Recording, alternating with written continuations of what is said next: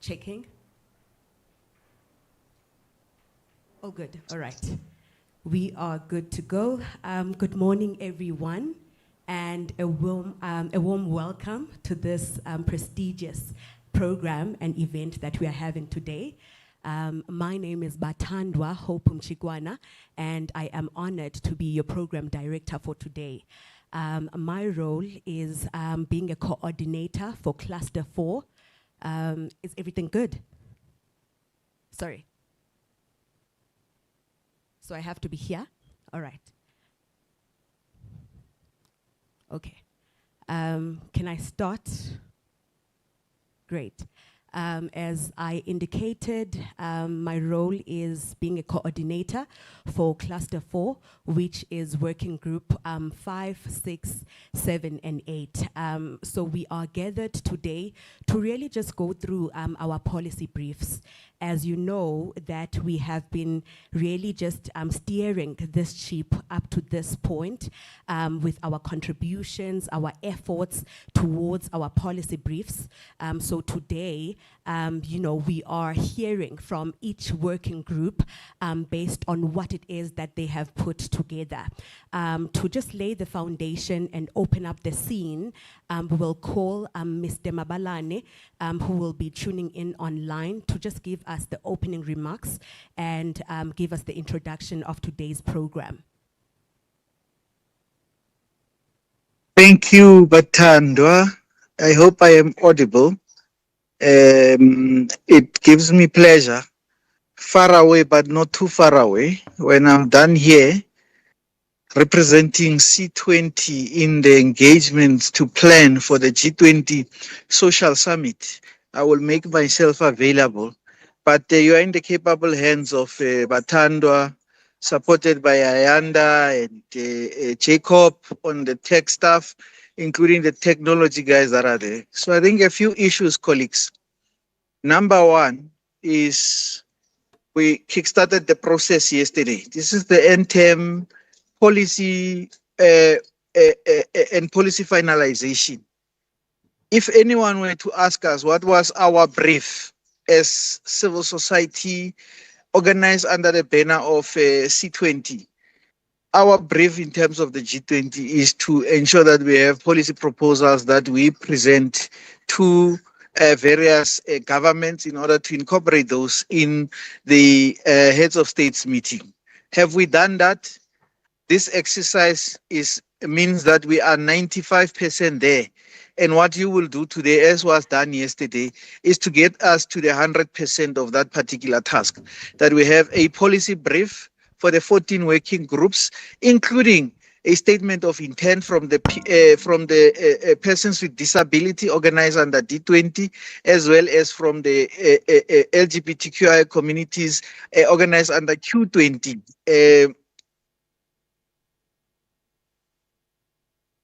We would have passed the test of the biggest exercise we had. You'll recall that in June we started on a zero draft with a blank page, and people have done all they could to make sure that we have what is being presented today. And for that, we thank colleagues very kindly for their efforts. It has not been easy in the resource constrained environment, but the biggest resource we have has been ourselves, our knowledge to contribute to the issues. Batandwa and the team that she works with to help us with admin, Greer, who knows and understands these policy briefs, 14 of them, because she has had to read all of them and provide feedback. So, and many others who have provided leadership with what we have, which is bringing ourselves. We have made it. We have made it. Now, we also are looking forward to ensuring that that which is going to be adopted, because there's not going to be discussions after the presentations. What is being presented is what it is that the working groups have done. It will then be adopted, and Batanda will facilitate that by calling for a mover and a seconder, and we go to the next working groups. We have 5 of the working groups that fall under the equality theme, given how we have clustered this exercise. I just want to address this issue, colleagues, that yesterday strange there was a strange communication about the C20 summit being under threat. It is a figment of people's imagination that they research, and we need not give it air because we are working behind the scenes to ensure that the C20 summit happens, and it will happen.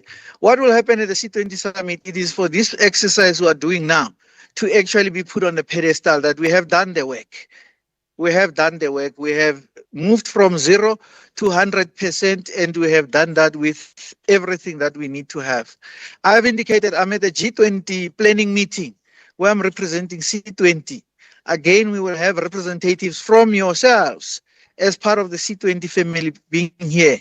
For both the C20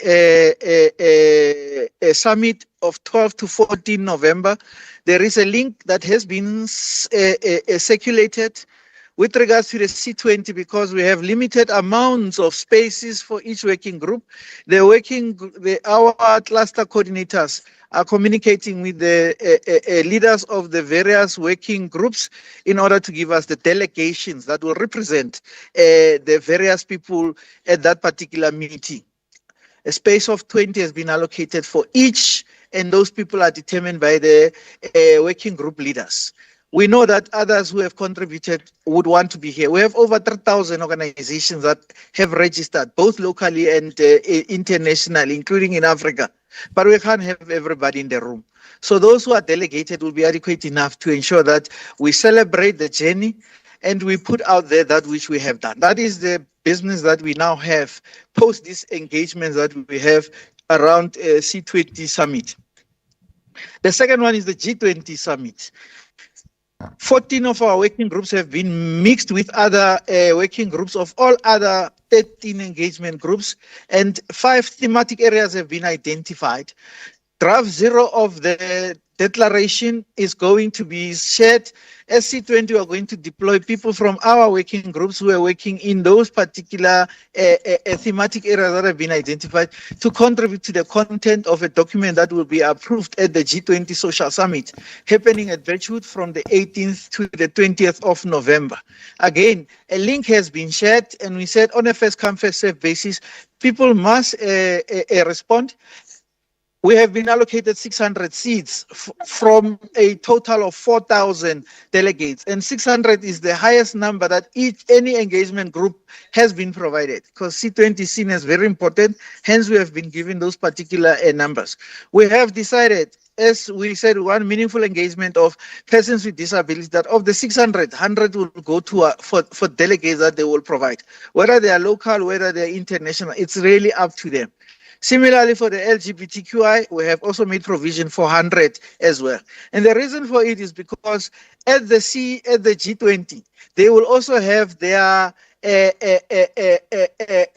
parallel summits in the form of site events, so that they can consolidate what is it that they are going to do in terms of the journey going into 2026, when the G20 goes to America.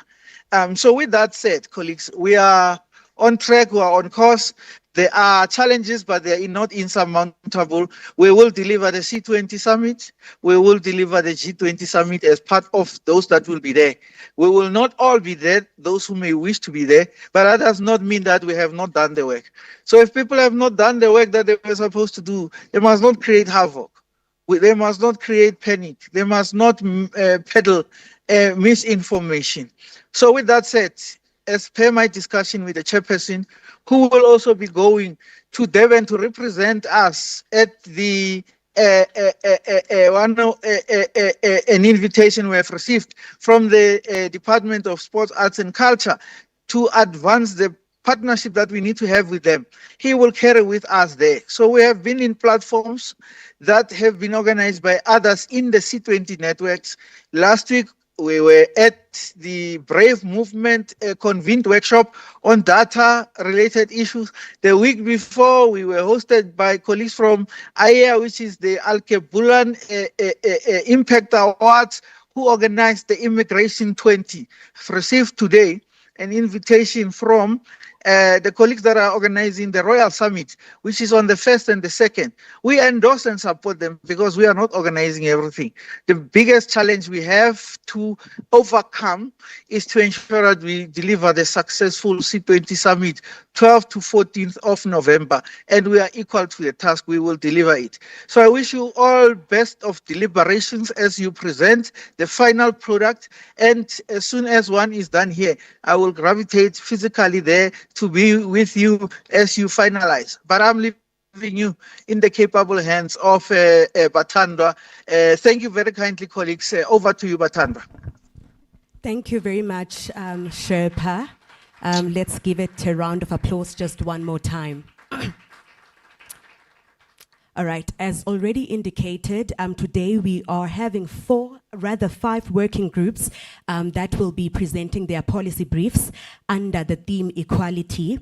And the first one will be working group 4, titled Poverty, Alleviation and Food Sustainability. It will be presented by Mr. Jimmy Godjana, who is online. Let's just confirm if Mr. Jimmy is online. Yeah, I'm available. Okay, great, Mr. Jimmy. We can get started. Over to you. Yeah, thank you very much, Batandwa, who is our program director for today's proceedings. For those who don't know me, I thought that I should just appear or reflect on the screen so that they know that it's not interactive artificial intelligence that will be making this presentation. So without any undue effect, I will make sure that I stop the camera so that I save a lot of energy from my side. Thank you very much. I'll continue. Yes, colleagues, can you hear me? Batando, can you hear me? Yes, Mr. Kotjana, we can hear you. Okay. Yeah. Thank you very much, and good day to the chairperson of today's proceedings. And I must say that we are very much intrigued to be part of this spectacle, which is, screened not only in South Africa but internationally.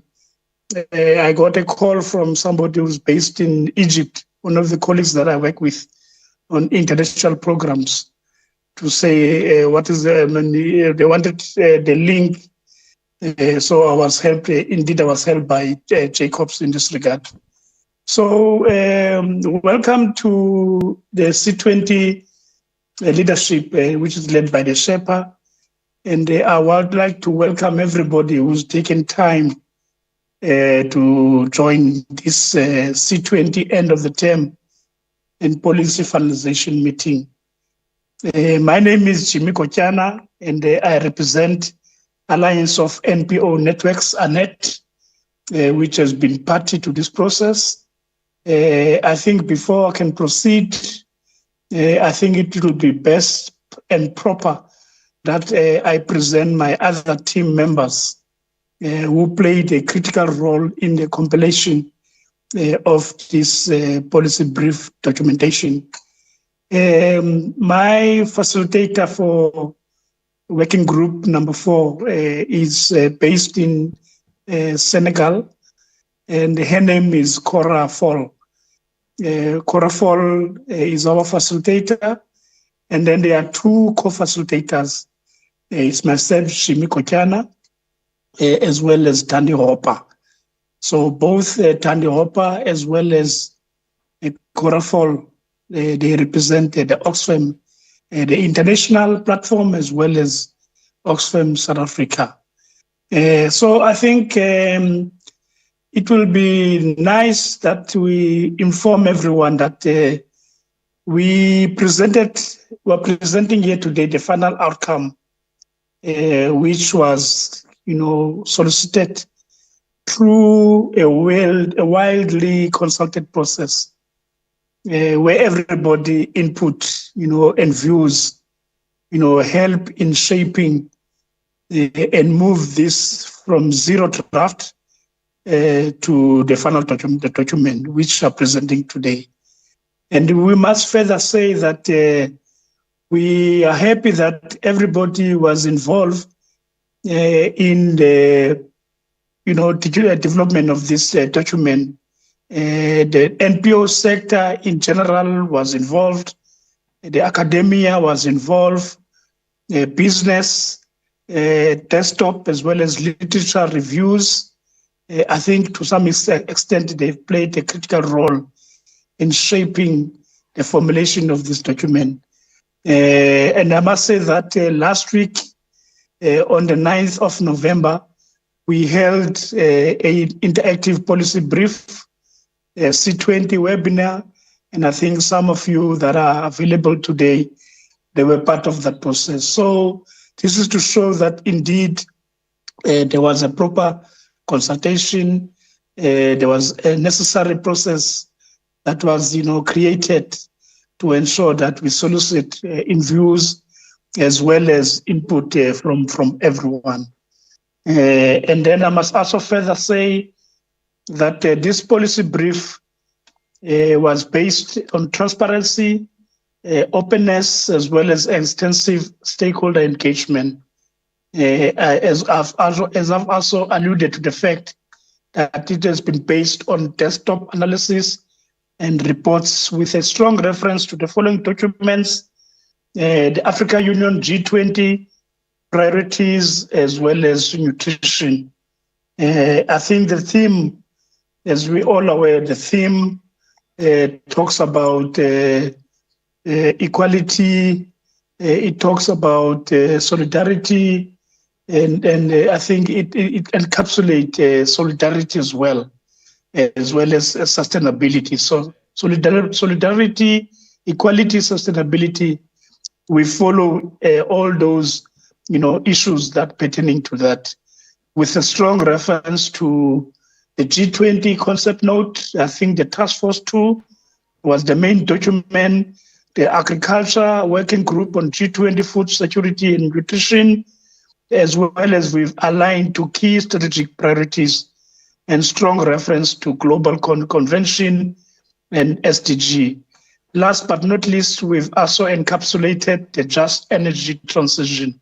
As we know that I think the issue of climate resilience, climate action is, I think today is an order for today to take the process forward.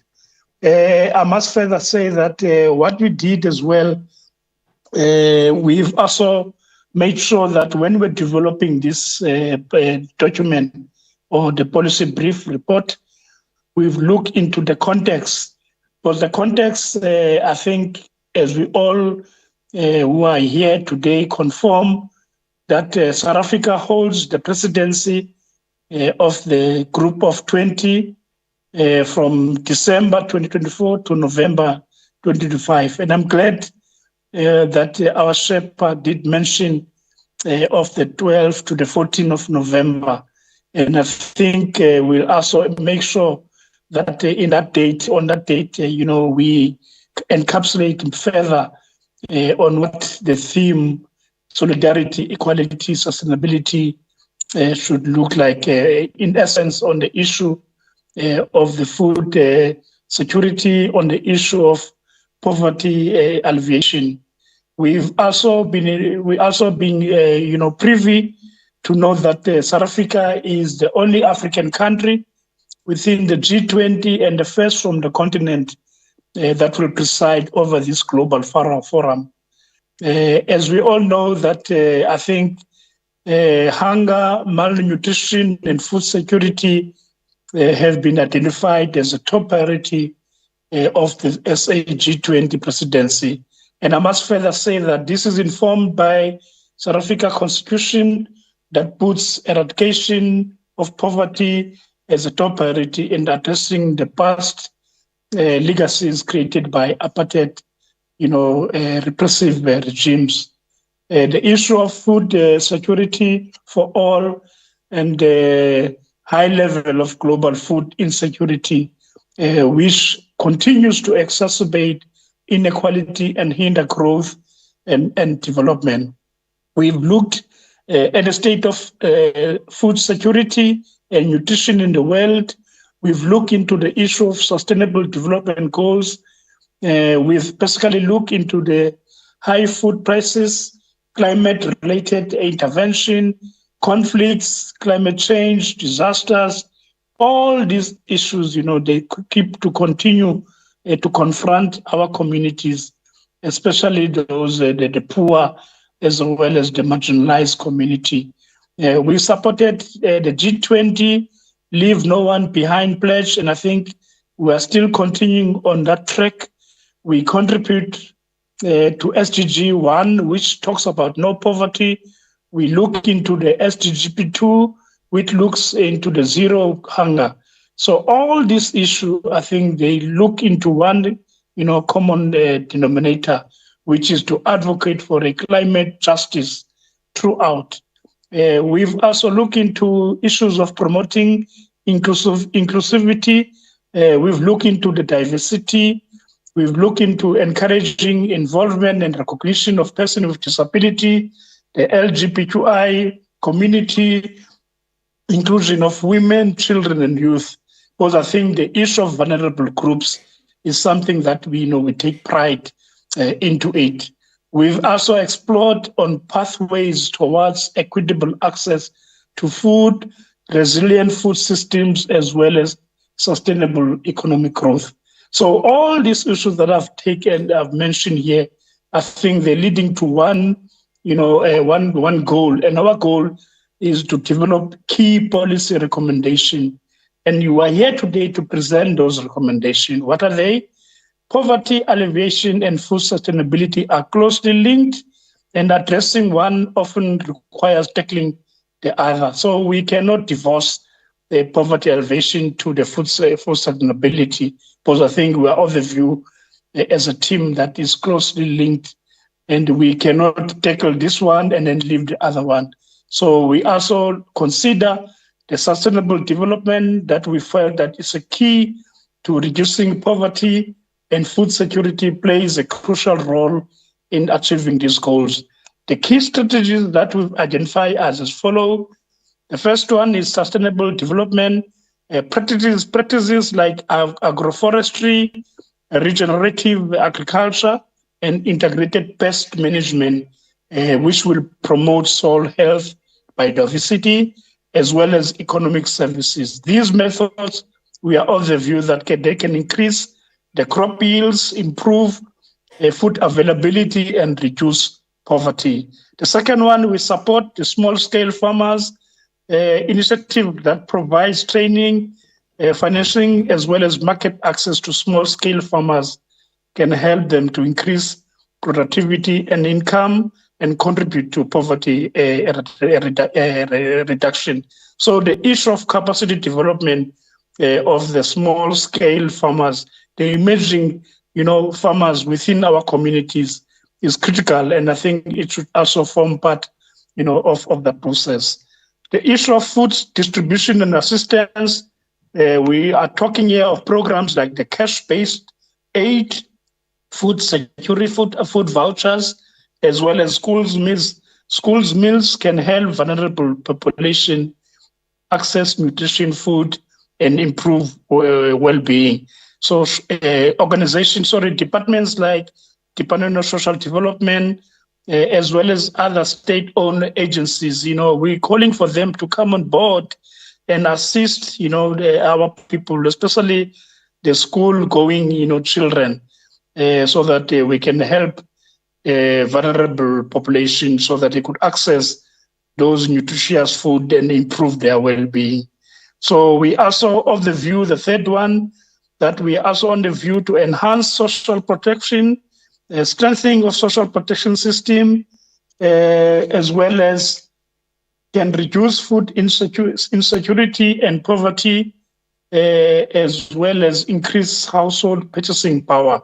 So we are of the view that as we know that the sector has been pushing for a universal basic income grant as a step in the right direction. These are some of the mechanism or strategies that we are advocating strongly as a society, so that the issue of the big or basic universal basic income grant, forms the cornerstone in this issue of reducing food insecurity as well as poverty. We are also of the view that we need to foster collaboration and encourage cooperation amongst governments, international organizations, and local communities, so that they could address food security challenges, as well as to help engagement with civil society organizations and promote public participation. So the issue of public participation is critical in this, the issue of institutionalizing relationship between the non-state organization or actors with government, and as well as international organization, is something that we need to look at. The issue of improving infrastructure is one of the key elements that we are talking about. And of this, we are saying that I think there need to be investment in infrastructure like roads, storage, and logistics to reduce food loss, as well as to enhance market access. I think there's been a strong emphasis on ensuring that governments spend a lot of investment to improve the infrastructure of our communities. The last but not least, climate resilient agriculture. We are for implementing climate smart agricultural practices that can help farmers adapt to climate change that will reduce greenhouse gas emission, as well as promote sustainable food systems. Last but not least, again, we are of the view that there should be nutrition, education, and health, where initiatives that promote nutrition education, micronutrient distribution, and biofortified crops can help to address malnutrition and health related issue. In conclusion, Chairperson, we are of the view that it is imperative that a monitoring and evaluation framework be developed. That's the first one. The second one, there should be a phased rollout of some of these, elements that I've talked about. In that specifically, we are saying that we should target and launch pilot in 2 countries. Africa region, it should be the SADC or ECOWAS, as well as Asia, and thereafter we expand to other parts of the world. And then last but not least, again, we need to ensure that we sort out governance mechanism. Those organizations, that has got, a passion of assisting, of spearheading some of this program, they need to be enhanced a governance mechanism, how their boards or how their management structures should fully function. It should be something that should be put, as a top in a priority of addressing some of the shortfalls. So that's all, Chair, that I have to present today. And I hope that I think we have covered all the elements. But I think without going further, if there's anyone from my colleagues, my co-facilitator, Tandy, or Cora, if they are here or they're online, let's allow them, Chair, to add if there's anything that I've missed out. Thank you very much, Chair.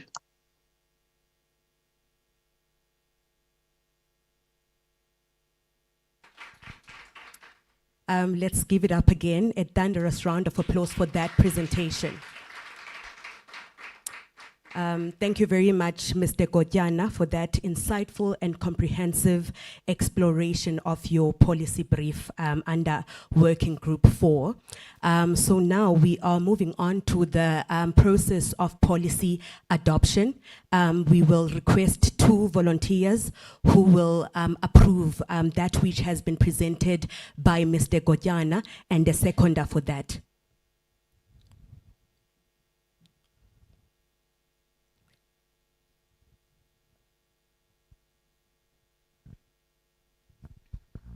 Good morning. My name is Tintswalo Makubele. I move to adopt the presentation by Chairperson Godjana. Thank you. Can we have a seconder, please?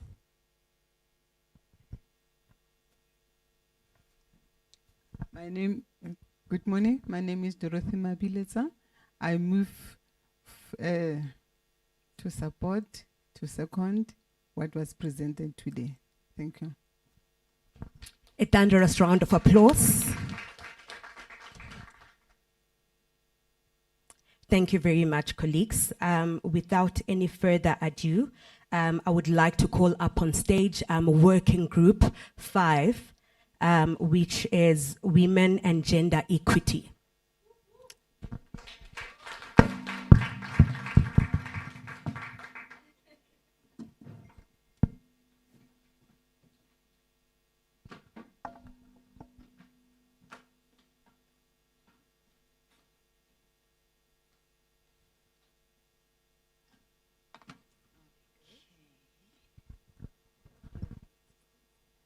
I think I'm good since I'll be reading. All right. Good morning, colleagues. My name is Mpiwa Mangwiro Tsanga. I am with Sonke Gender Justice, and I am the facilitator of Working Group 5, which is Women and Gender Equality. Okay, I see. While he's still trying to get me set up, I just wanted to also acknowledge my co-facilitators whom I've been working with. One of them is in the room, that's Kitu. Kitu, I can't see you, maybe because of my specs. I can't see where you are sitting. There she is. So I'll also allow her to say something, if you want to say something. And our other colleague is Fatou. Fatou is from Senegal, and she's not able to join us today. So, yeah, Kitu, you can... Okay. All right. So I think they're just still trying to help me here.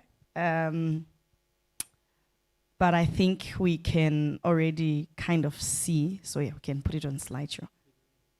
You can put it, yeah. Okay. Yeah, can put it on presenting mode. Now it's, let's see. What if we try to do it like this way? How is it going to? There we go. Okay, so I'm going to give us, I'm going to make a presentation on some of the issues that we have identified as the challenges. This was through a process of engagement with the working group where we have almost like 300 members, I think. So this is a policy that was developed where we would send it back for feedback, and we got up to here. So some of the issues that we have identified really, and our statement is the agency is now, gender equality is a G20 priority. So one of the issues that we have recognized is that globally we have a major challenge of there's a huge gender inequality gap. At the current rate, global gender equality will take nearly 300 years for us to close the gap. And also we have said that there is high prevalence of GBV and its economic cost. Gender-based violence remains a global crisis with devastating social and economic costs. Economically, it costs the global economy an estimated 1.5 trillion annually. So this is not something that can be ignored. And also there's the challenge of structural economic inequality. About 60% of women work in the informal economy with no social protection, and the gender pay gap remains a major challenge. And also the burden of unpaid care work. Women perform 3 times more unpaid care work than men, limiting formal economic participation, while the unpaid care work of people with disabilities remains invisible. Also, another issue is the persistent harmful practices, child marriages, so-called conversion practices, and FGM continue to violate the rights and limit the potential of millions of women and girls globally, while hate crimes and criminalization of homosexuality also present a major threat for the LGBTIQ+ persons. And also there's the challenge of representation in decision-making spaces. Women hold only about 27% of parliamentary seats globally. LGBTIQ plus persons, women with disabilities, young women, and those from rural and migrant backgrounds face compounded exclusion. And also another issue is the crisis amplification when it comes to climate change, conflict, and displacement. These disproportionately affect women and girls, increasing risks of trafficking, child marriage, and exploitation. And then another challenge is the issue of digital exclusion. Women are 18% less likely to own a smartphone and 20% less likely to use mobile internet, hindering economic opportunity and safety. So these are some of the issues that we addressed that have informed the recommendations that we are making. So I will not go to, so we came up with a couple of thematic areas which in the brief itself I explored in more detail in terms of what the real issue is, hence the recommendations we are making. So one of the thematic areas is the economic inequality and women's empowerment. And the recommendations that we made in this regard, we said that there is need to mandate gender responsive budgeting across all G20 economic and recovery packages. And there's also need to establish a permanent G20 gender equality task force with mandatory funded representation for women-led organizations of persons with disabilities, as well as mandate their inclusion in all National Gender Council drafting and review processes. We also say that in terms of investment priorities, there's a need to establish dedicated financing for women-led enterprises, including cooperatives, and support inclusive procurement policies. And then from a legal or policy perspective, there is need to enforce equal pay legislation and ratify as well as implement ILO Convention 190 to address harassment in workplaces. And there's also on a programmatic front, there's need to expand universal child care, invest in care infrastructure, and ensure social protection for informal and precarious workers. Then when it comes to digital and financial inclusion, there's need to close the digital divide by investing in women's digital literacy and ensuring equitable access to fintech solutions. So this is from the economic front. Sorry, I know I may be killing your eyes with the, it's word heavy, but from the gender-based violence and safety recommendations, recommendations are that there is need to establish a G20-wide accountability mechanism to monitor GBV, harmful practices, and hate crimes with disaggregated data on SOGISEC. Please forgive me, I always massacre this abbreviation, okay? But you get the gist. Yes. And then from an investment side, there is need to fund and mandate national survivor-centered services, including trauma-informed healthcare, shelters, legal aid, and reintegration programs. And I see that in this summary, we may have skipped that we also address the need for shelters that go beyond immediate containment to accommodate women beyond that, because often they need that. So it might have been missed here, but in the main brief it is there. And from a legal perspective, there's need to ratify and enforce ILO Convention 190 on workplace harassment, set and enforce the minimum legal age of child marriage at 18 years without exception, criminalize all forms of FGM, infant, adolescent, adult, conversion practices, age full implementation and funding of hate crime laws and national strategies with specific protections for women and girls of diverse, we know that abbreviation, you know. And then from a programmatic front, there is need to expand survivor-led advocacy, strengthen digital protections against tech-based GBV, and ensure all services are inclusive of LGBTIQ plus persons, women with disabilities, and rural migrant women. There's also need to ensure GBV prevention and response services are accessible to refugees, migrants, and undocumented women and girls, regardless of legal status, including cross-border cooperation to prevent trafficking and exploitation. There's also need to establish dedicated funding for safe shelters, legal aid, and psychosocial counseling for displaced women and families.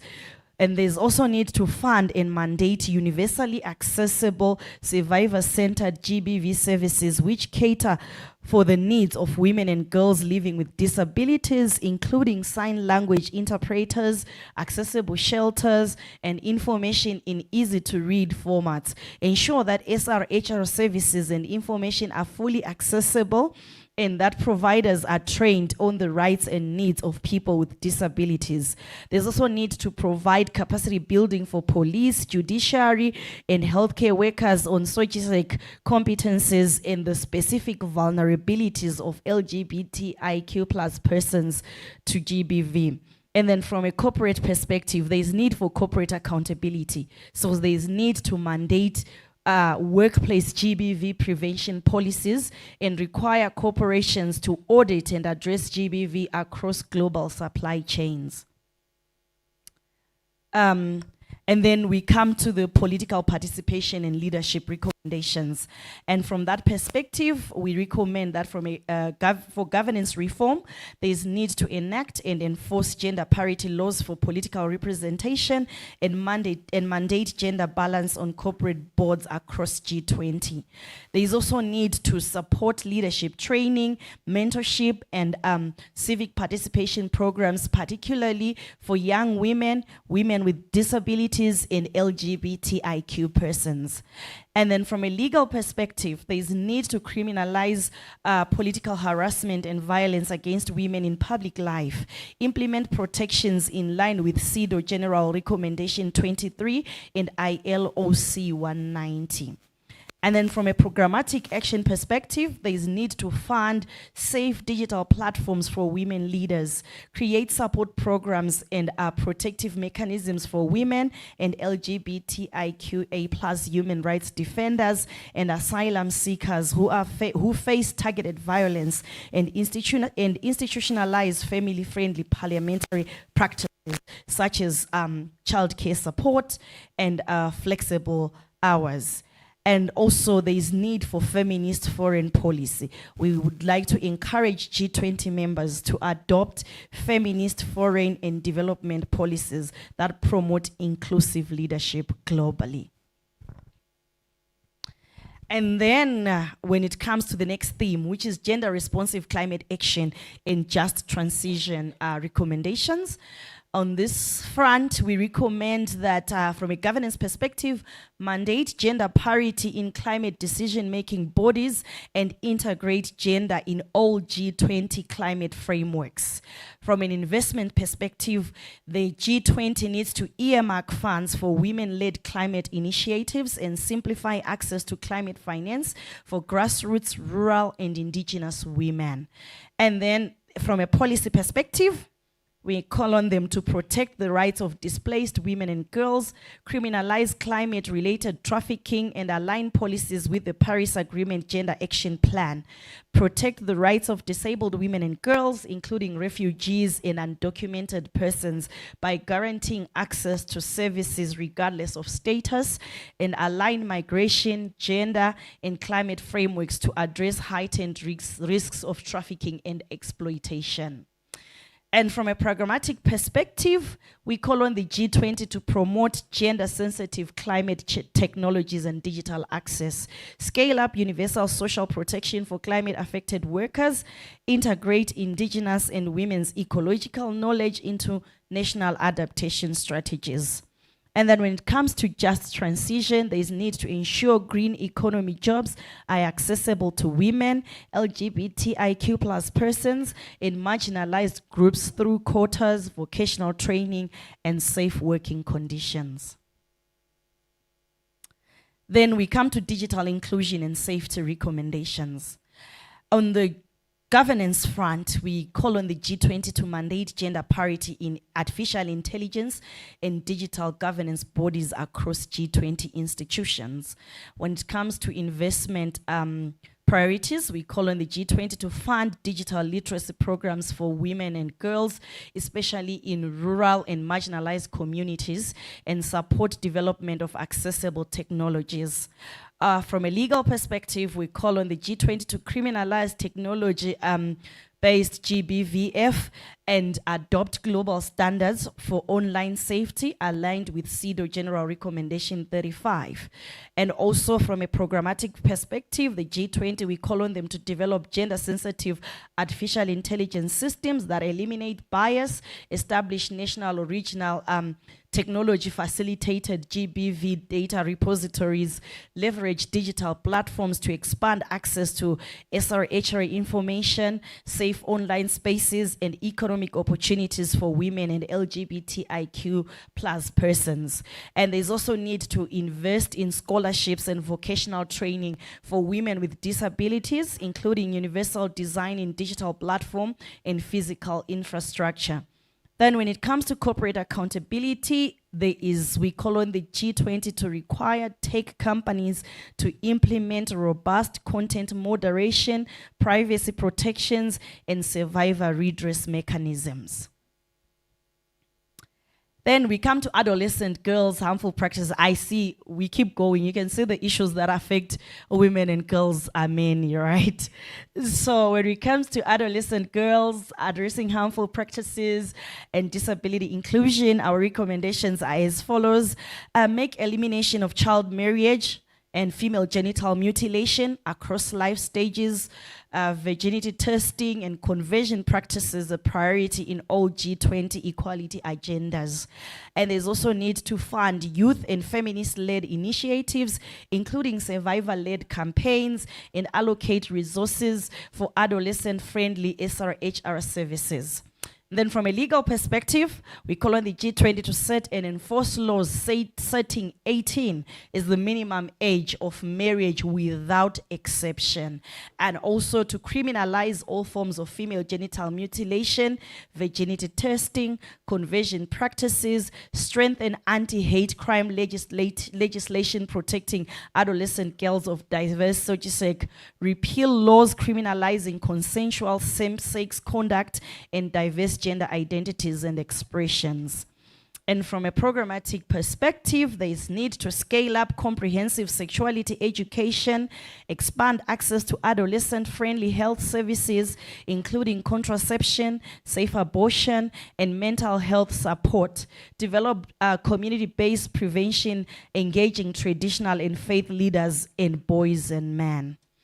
And also, there is need to ratify and implement the Convention on the Rights of Persons with Disability, fund inclusive infrastructure, ensure all GBV health and education services are accessible to women and girls with disabilities through assistive technologies. And then our real ask when we sum it up, what we are asking the G20, our top line asks for transformative change are that we are calling, the C20 calls on the G20 to make bold institutional commitments. That is, establish a permanent G20 gender equality task force to ensure accountability.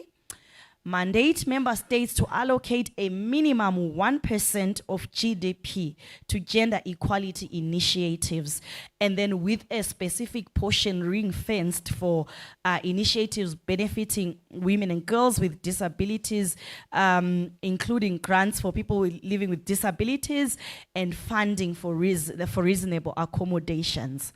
And we are also calling on the G20 to ratify and enforce key instruments, CEDAW, ILOC 190, which is on violence and harassment, the AU Convention on Ending Violence Against Women and Girls, and conventions against child marriage and female genital mutilation.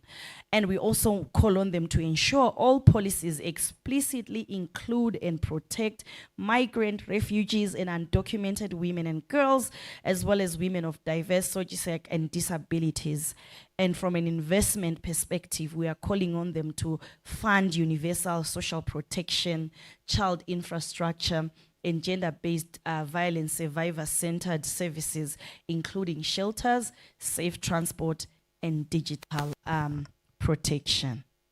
The end. Thank you.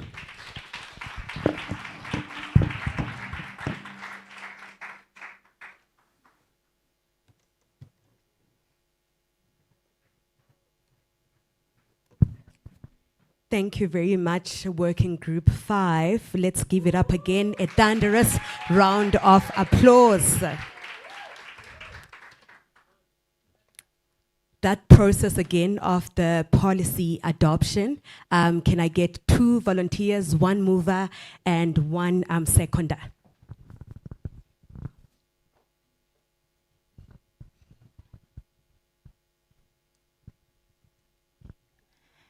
Hi, my name is Kifile Bababe. I moved to adopt the policy brief. Thank you very much. Let us get a seconder.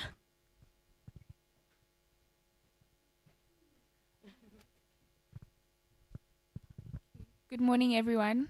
My name is Oamokhetsu Chikwado, and I'd like to second the adoption of the policy. Thank you.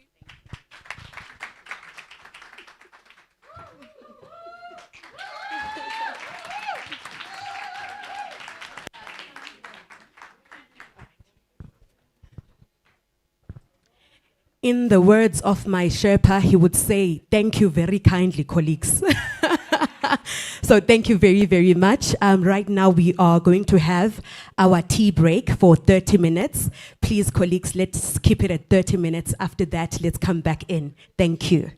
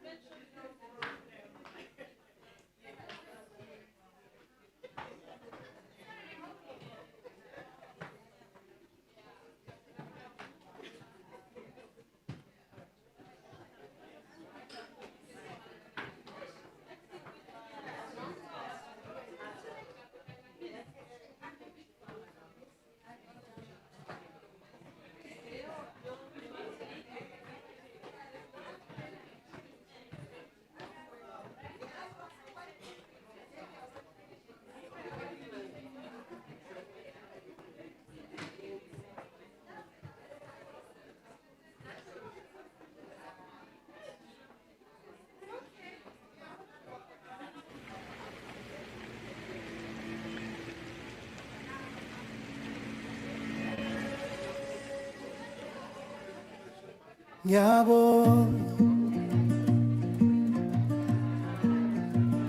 yabo, impilo emnandi, izulu eluhlasa, izinyawo zikhululekile, amathunzi ezihlahla.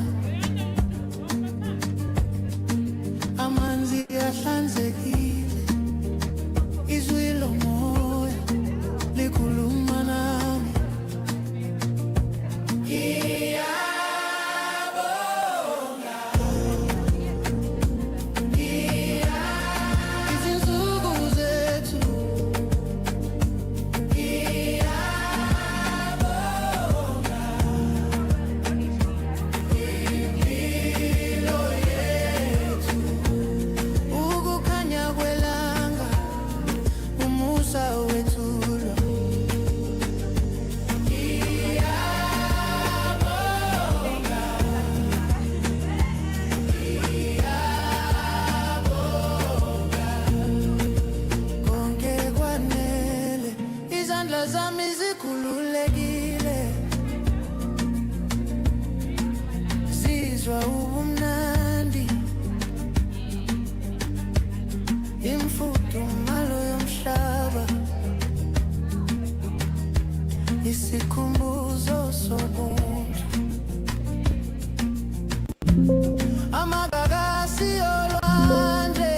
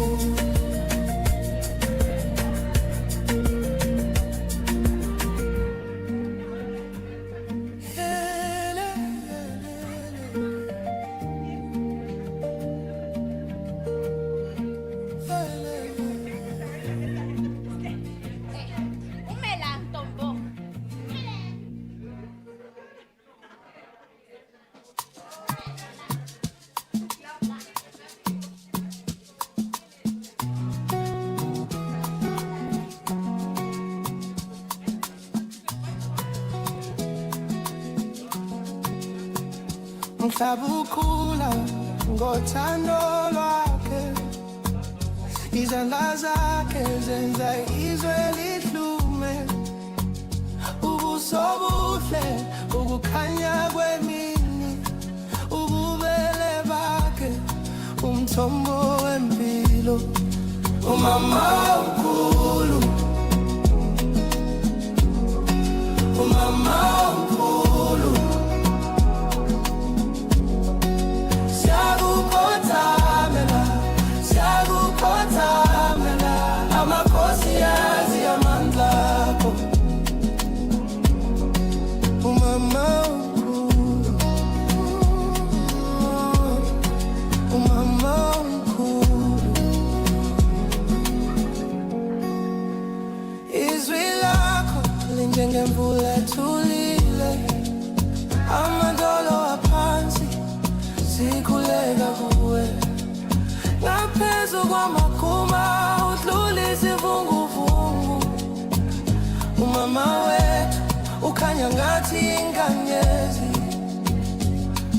ngoba wena uyisibani sethu, ngoba wena uyinkanyezi yethu. Umama omkhulu, umama omkhulu, siyakukhothamela, siyakukhothamela, amakhosi ayazi amandla akho. Umama omkhulu, umama omkhulu, izizwe zihlangana phansi kwezinyawo zakho, amazwi akho ayisihloko sezinganekwane. Thina siyakuhlabelela, siyakuhlabelela, ngoba wena uyasipha impilo.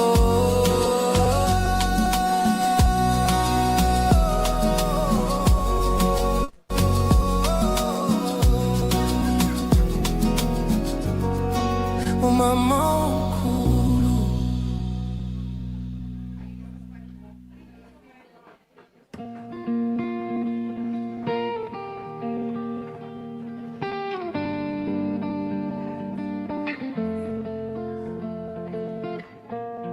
ngibona izintaba eziphakeme,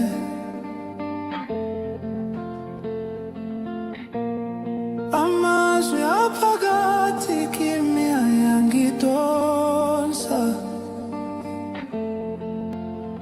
ngizoyiphula imigokro yami, ngizokhanya njengenkanyezi esiphakaphakeme,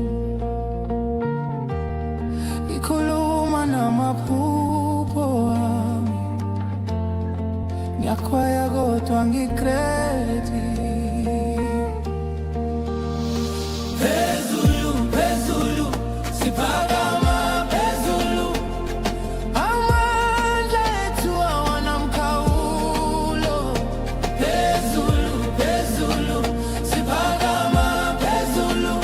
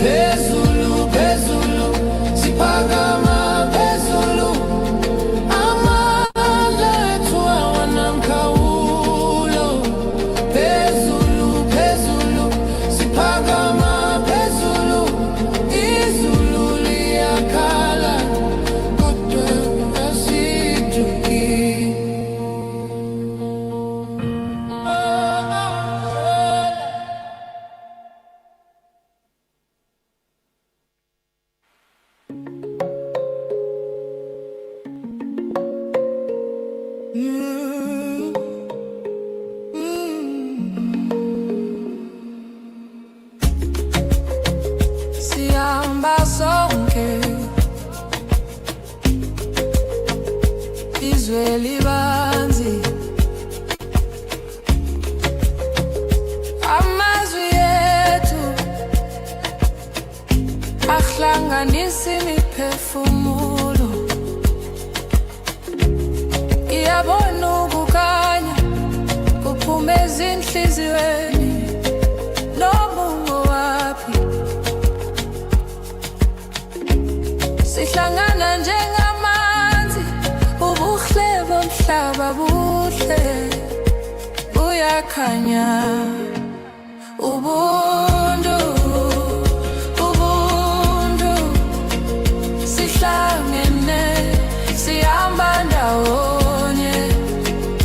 Ubuntu, ubuntu, izandla zethu zibanjiwe.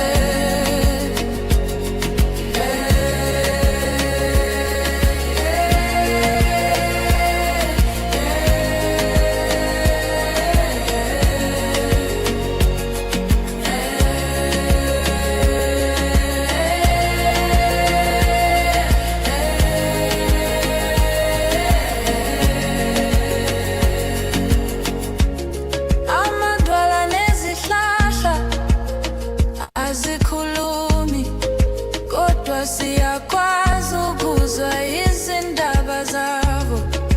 Ulwandle luluhlaza, izulu limhlophe, ngiyabona izintaba zimema sonke. Izwi linye, iqiniso elilodwa. Ubuntu, ubuntu, sihlangene sihamba ndawonye. Ubuntu, ubuntu, izandla zethu zibanjiwe.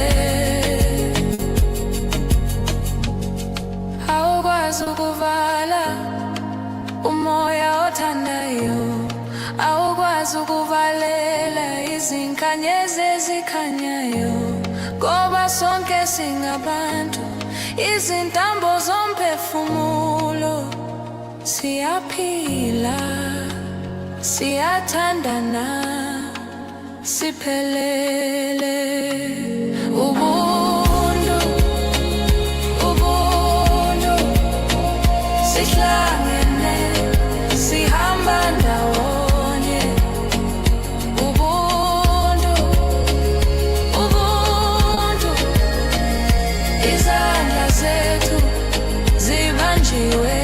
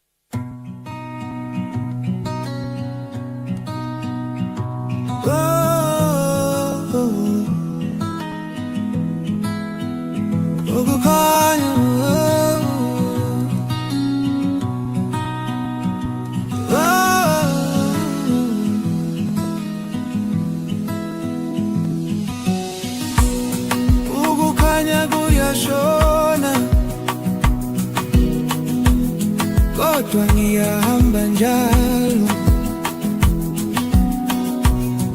izinyembe zingedla phansi, ngithi phambili njalo. Phikelela, phikelela, naphandle kokwesaba,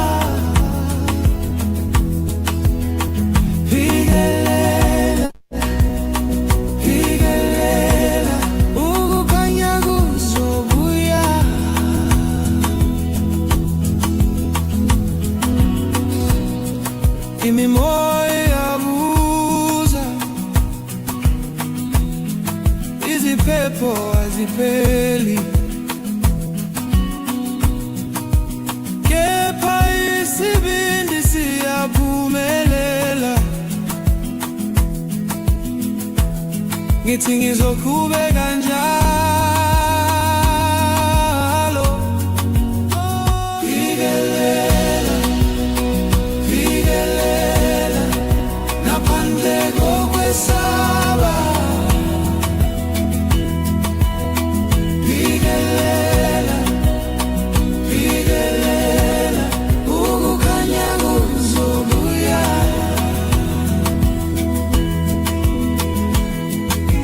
Hamba, hamba, moya wami, ungayeki ukuhamba. Fila, fila, ngokukhanya, ungayeki ukuphila. Phikelela, phikelela, ngaphandle kokwesaba. Phikelela, phikelela, ukukhanya kuzobuya.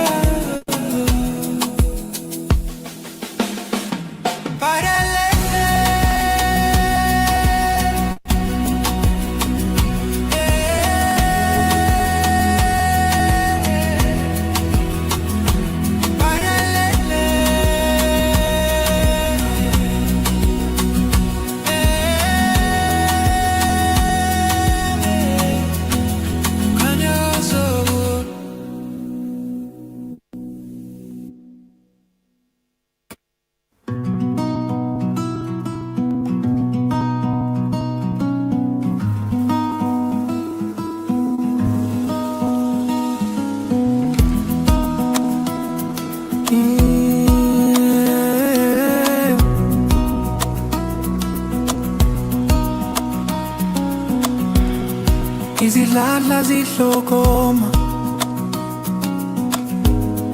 amadara ayaphuma, ayaphuma. Inhlanzi emanzini, izulu liyasina. Ngibonga konke, konke ukuphila kwethu, ubuhle bemvelo. Oh yeah, siyabonga, siyabonga, ubuhle bemvelo. Siyabonga, siyabonga. Ilanga liyakhanya, imimoya iyahluma, iyahluma. Izimbali ziyasonta, umhlaba unothile.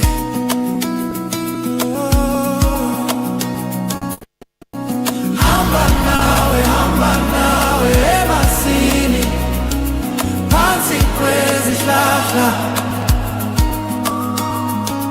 Hamba nawe, sijabule ngenjabulo.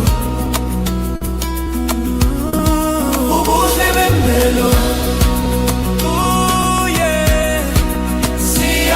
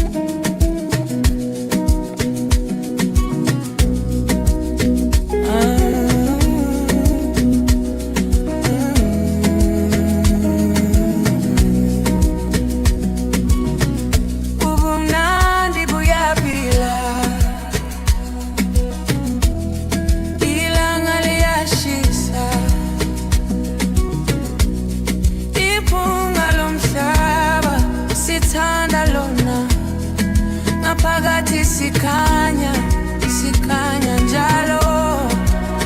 Siyajabula, siyathokoza, siyazikhaja, siyamemeza.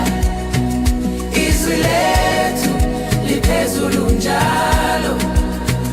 Siyafisa ukukhanya kwethu. Izihlahla ziyaphefumula, umoya uvunguza kahle, izandla zethu zisebenza phambili. Sizokwenza konke ngokuzimisela. Siyajabula, siyayathoza, siyahebeza, siyamemeza. Izwi lethu liphezulu njalo.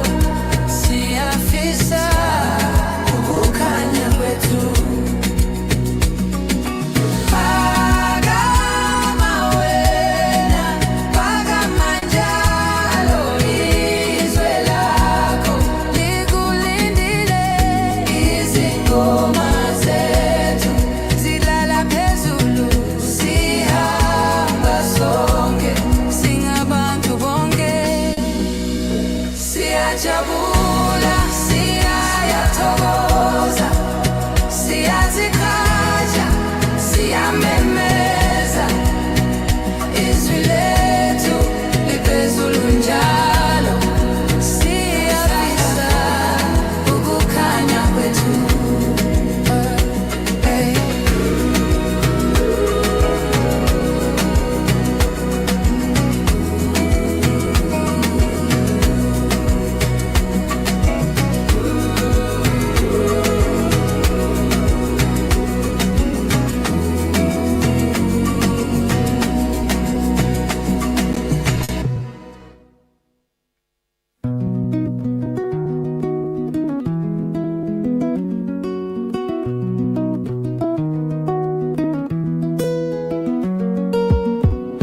Ubunandi buyafila,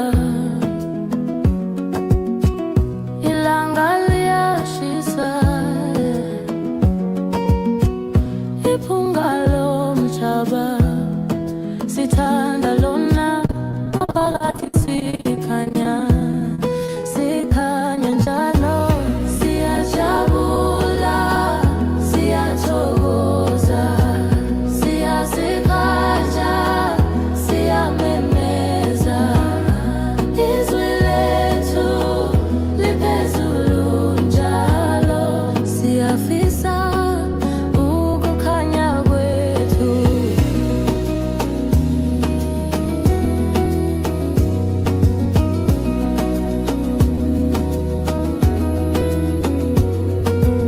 Izihlahla ziyaphefumula, umoya uvunguza kahle, izandla zethu zisebenza phambili. Sizokwenza konke ngokuzimisela.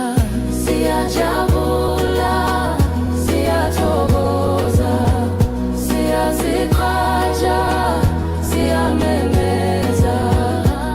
Izwi lethu liphezulu njalo. Siyafisa ukukhanya kwethu.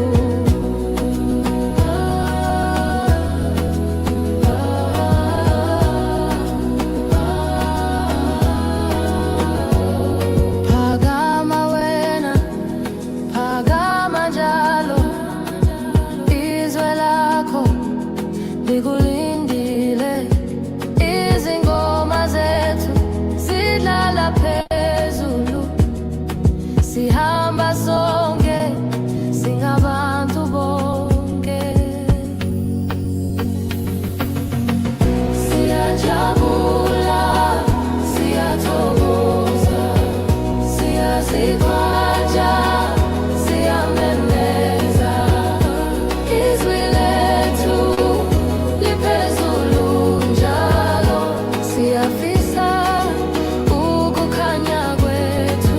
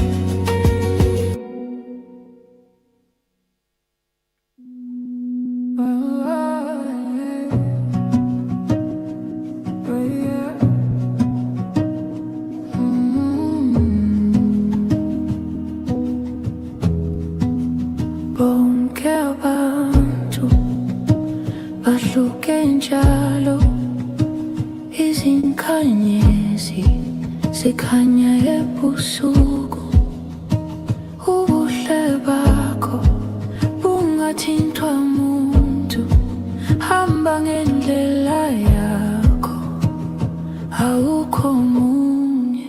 Siyavumelana, siyavumelana, siyavumelana, wena ungowakho.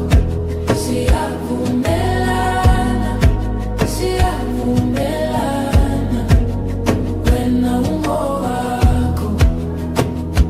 Njalo njalo imifula yageleza indlela yayo, izintaba ziphakeme zikhuluma buthule, isihlahla asilinomoya ovunguza. Sifundani thina siphila ngendlela yethu. Siyavumelana, siyavumelana, siyavumelana, wena ungowakho. Siyavumelana, siyavumelana, wena ungowakho. Njalo njalo thinta inhliziyo yakho, uzwe umthulo, akekho ofana nawe. Phakamisa ikhanda, hamba kahle ube umoya ovulekile. Thina sonke siyingxenye yesigqi esikhulu. Siyavumelana, siyavumelana, siyavumelana, wena ungowakho. Siyavumelana, siyavumelana, wena ungowakho. Njalo njalo, hey, yeah, hey,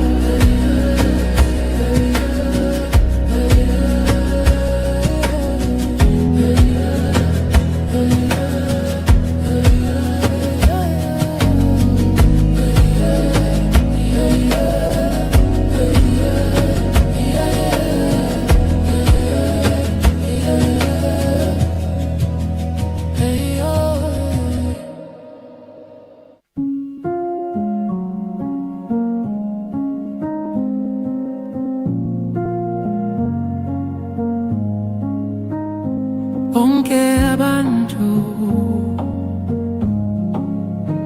bahluke njalo,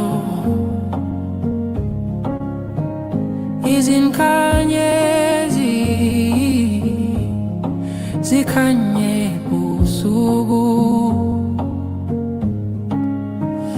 ubuhle bakho bungathintwa muntu,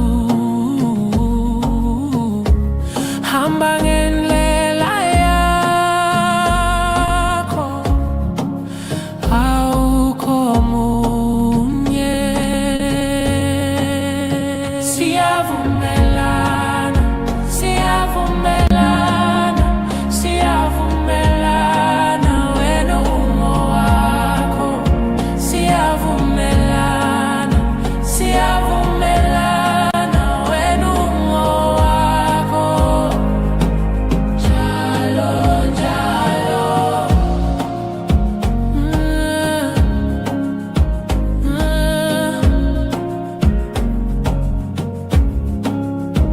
imifula iyageleza ngendlela yayo, izintaba ziphakeme zikhuluma buthule, isihlahla asilwi nomoya yovunguza.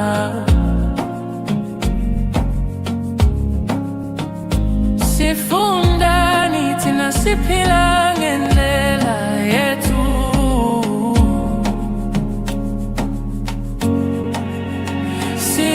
Siyavumelana, siyavumelana, siyavumelana, wena ungowakho. Siyavumelana, siyavumelana, wena ungowakho. Njalo, njalo.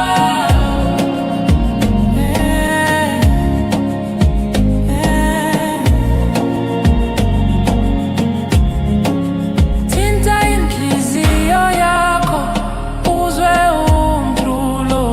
Akekho fana nawe, phakamisa ikhanda.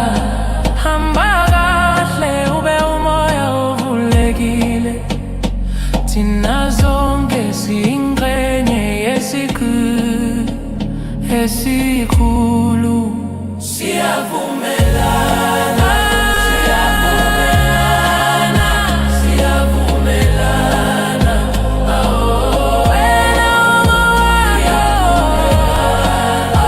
Siyavumelana, wena ungowakho. Njalo, njalo.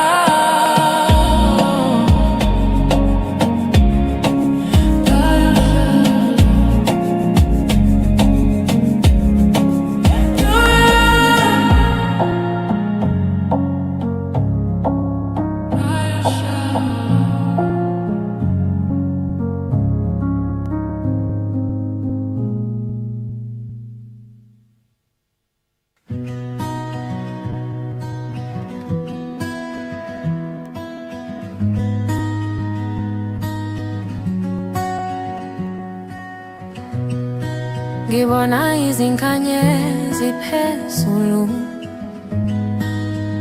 ithemba lami liyakhanya, liyaphila njalo njalo. Ngiyakhuleka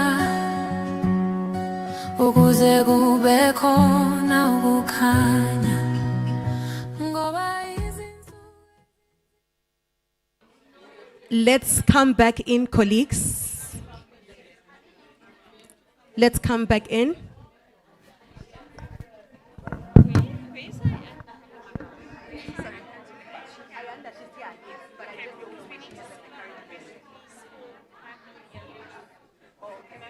Yeah, no problem. Who now? Right now.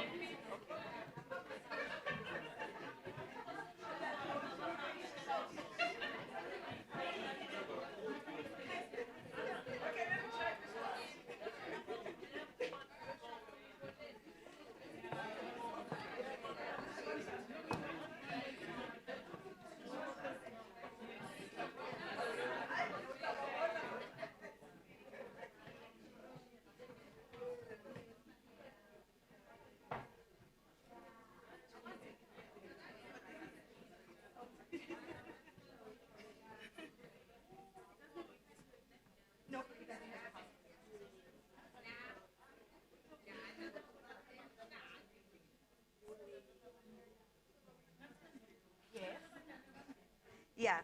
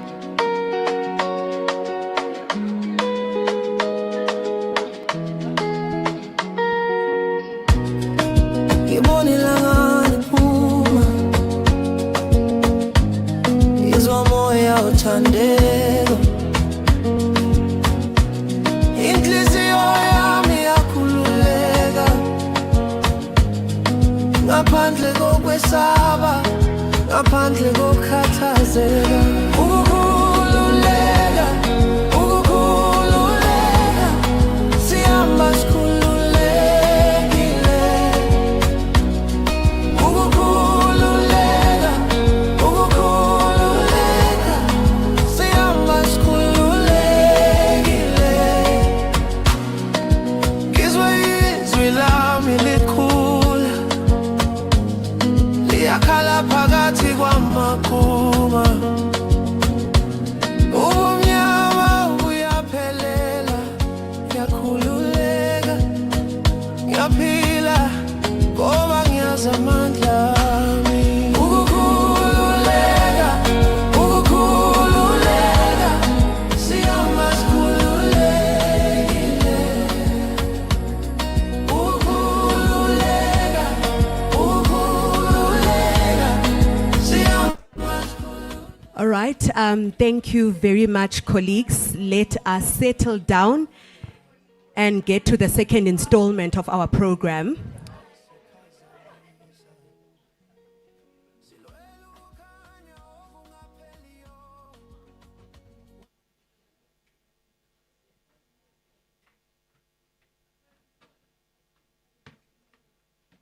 Can we put that down? Okay, great.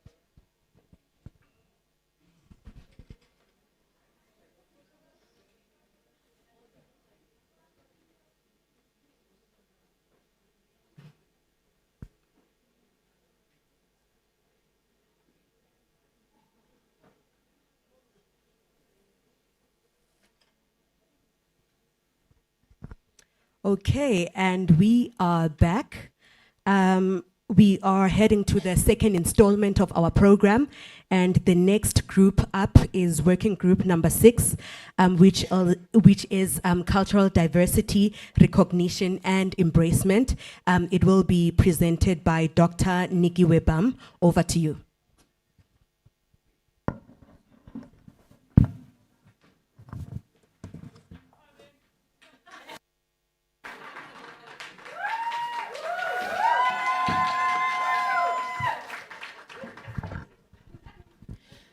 Niyayazi ba singayivala le G20.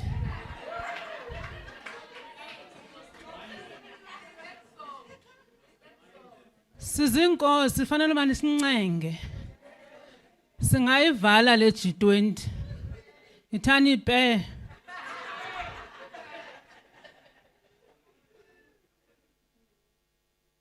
Andithethi ngasi-20, thela nge-G20 yonke. No G20, no C20.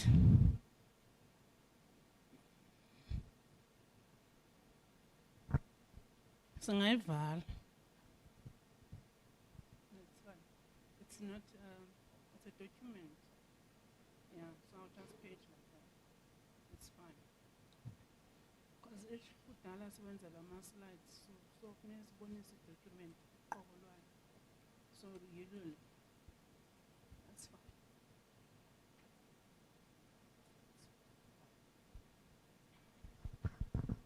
Mandibulise.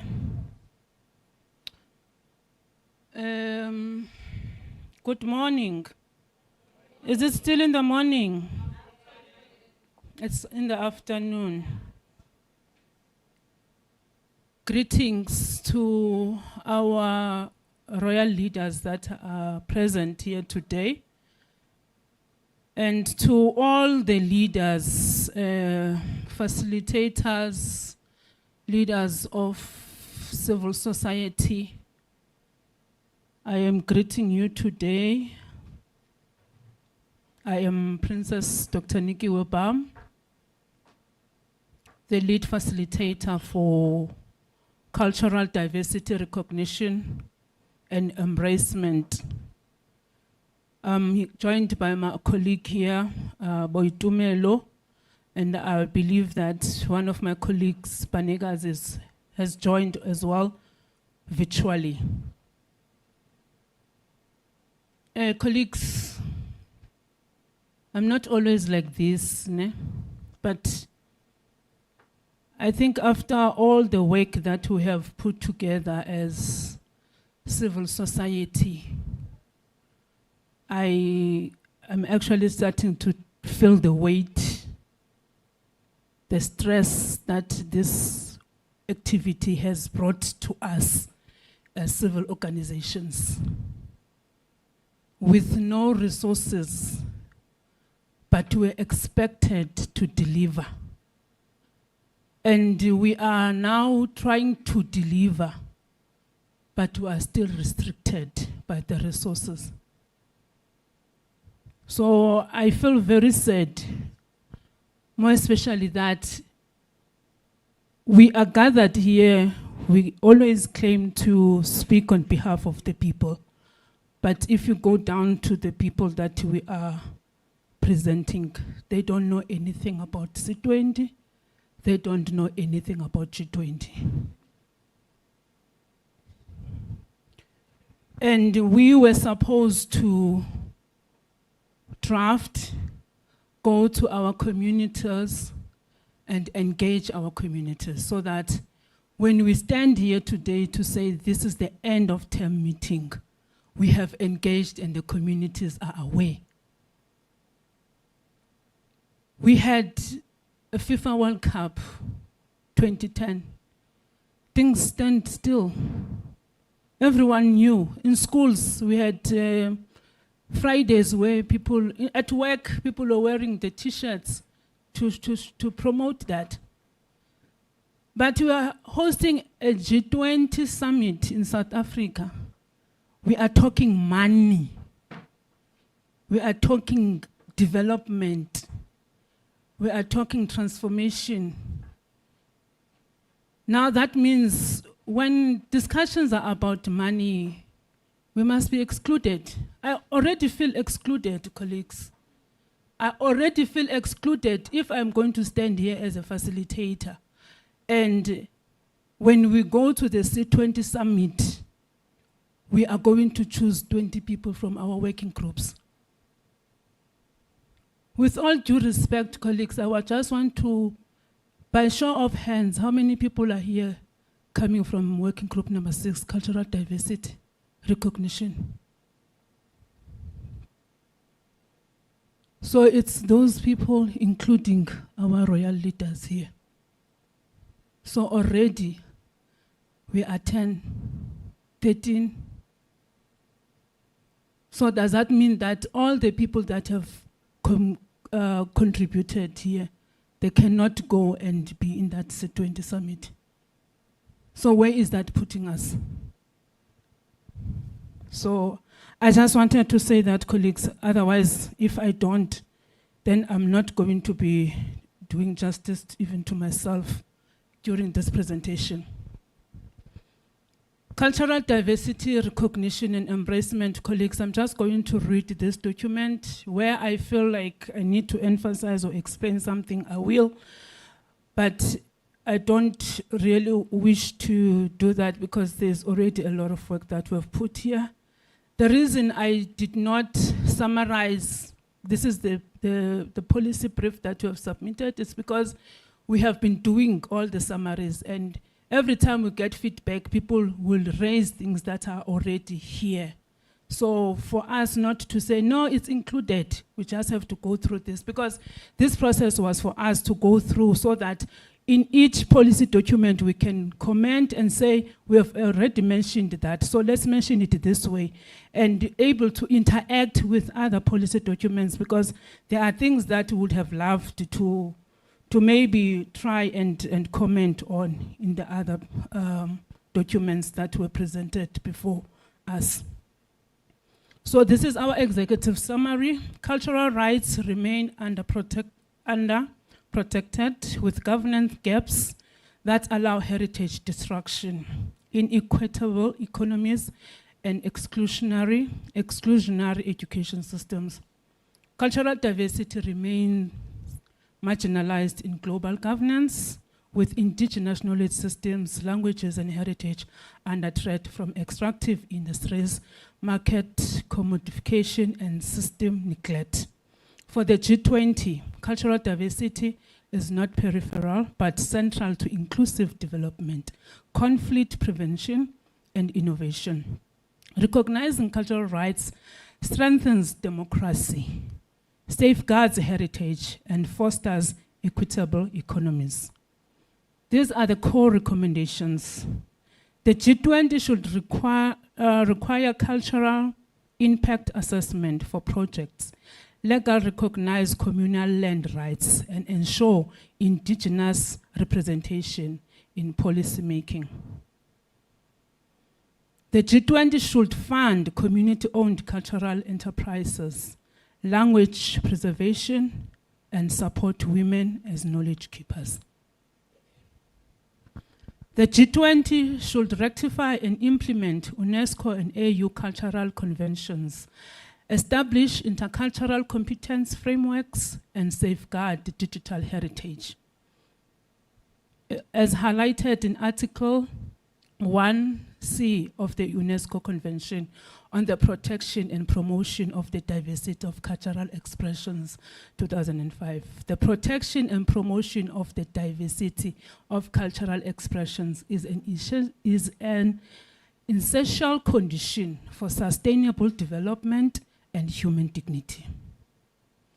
The G20 should launch cultural exchange platforms, integrate indigenous knowledge into curricula, support grassroots-led policy innovation, and link cultural protection to climate adaptation. Support and fund local culturally competent LGBTQ+ movements that are leading legal reform and challenging harmful narratives from within their own cultural context. This policy brief outlines 6 thematic priorities: protection and restitution of cultural heritage, recognition and inclusion of indigenous peoples and traditional authorities, promotion of intercultural dialogues, support for language diversity and revitalization, cultural sustainability and climate change, practicalizing cultural embracement by advancing indigenous knowledge systems as well-being economies. Together, these themes provide a roadmap for embedding cultural diversity into G20 policy making, aligning with all the other declarations that have been made in the AU and UN. The working group calls on G20 leaders to recognize culture as a standalone pillar in global frameworks, establish a G20 Cultural Diversity Forum, and ensure that indigenous voices shape collective solutions to global challenges. Embedding cultural diversity in G20 policies is an act of justice and resilience, positioning culture as a driver of peace, equality, and sustainable development. Under the introduction, culture is a soul of human dignity, the foundation of identity and a driver of inclusive economies. Yet cultural diversity faces systematic marginalization across governance, education, and development frameworks. In many global South contexts, colonial legacies disrupted indigenous governance system, suppressed languages, and commodified heritage, reducing culture to a resource for exploitation rather than empowerment. The UN Special Rapporteur on Cultural Rights stresses that participation in cultural life is a fundamental human right. Colleagues, please allow me to skip some of the paragraphs. Thematic priorities and recommendations. The reason I'm skipping is because under these thematic priorities, there's still some bit of introduction in there. So I'll just have to skip that. Hopefully that you are getting where we are heading to. Colonialization, conflict, and exploitation displaced countless artifacts, ancestral remains, and knowledge systems.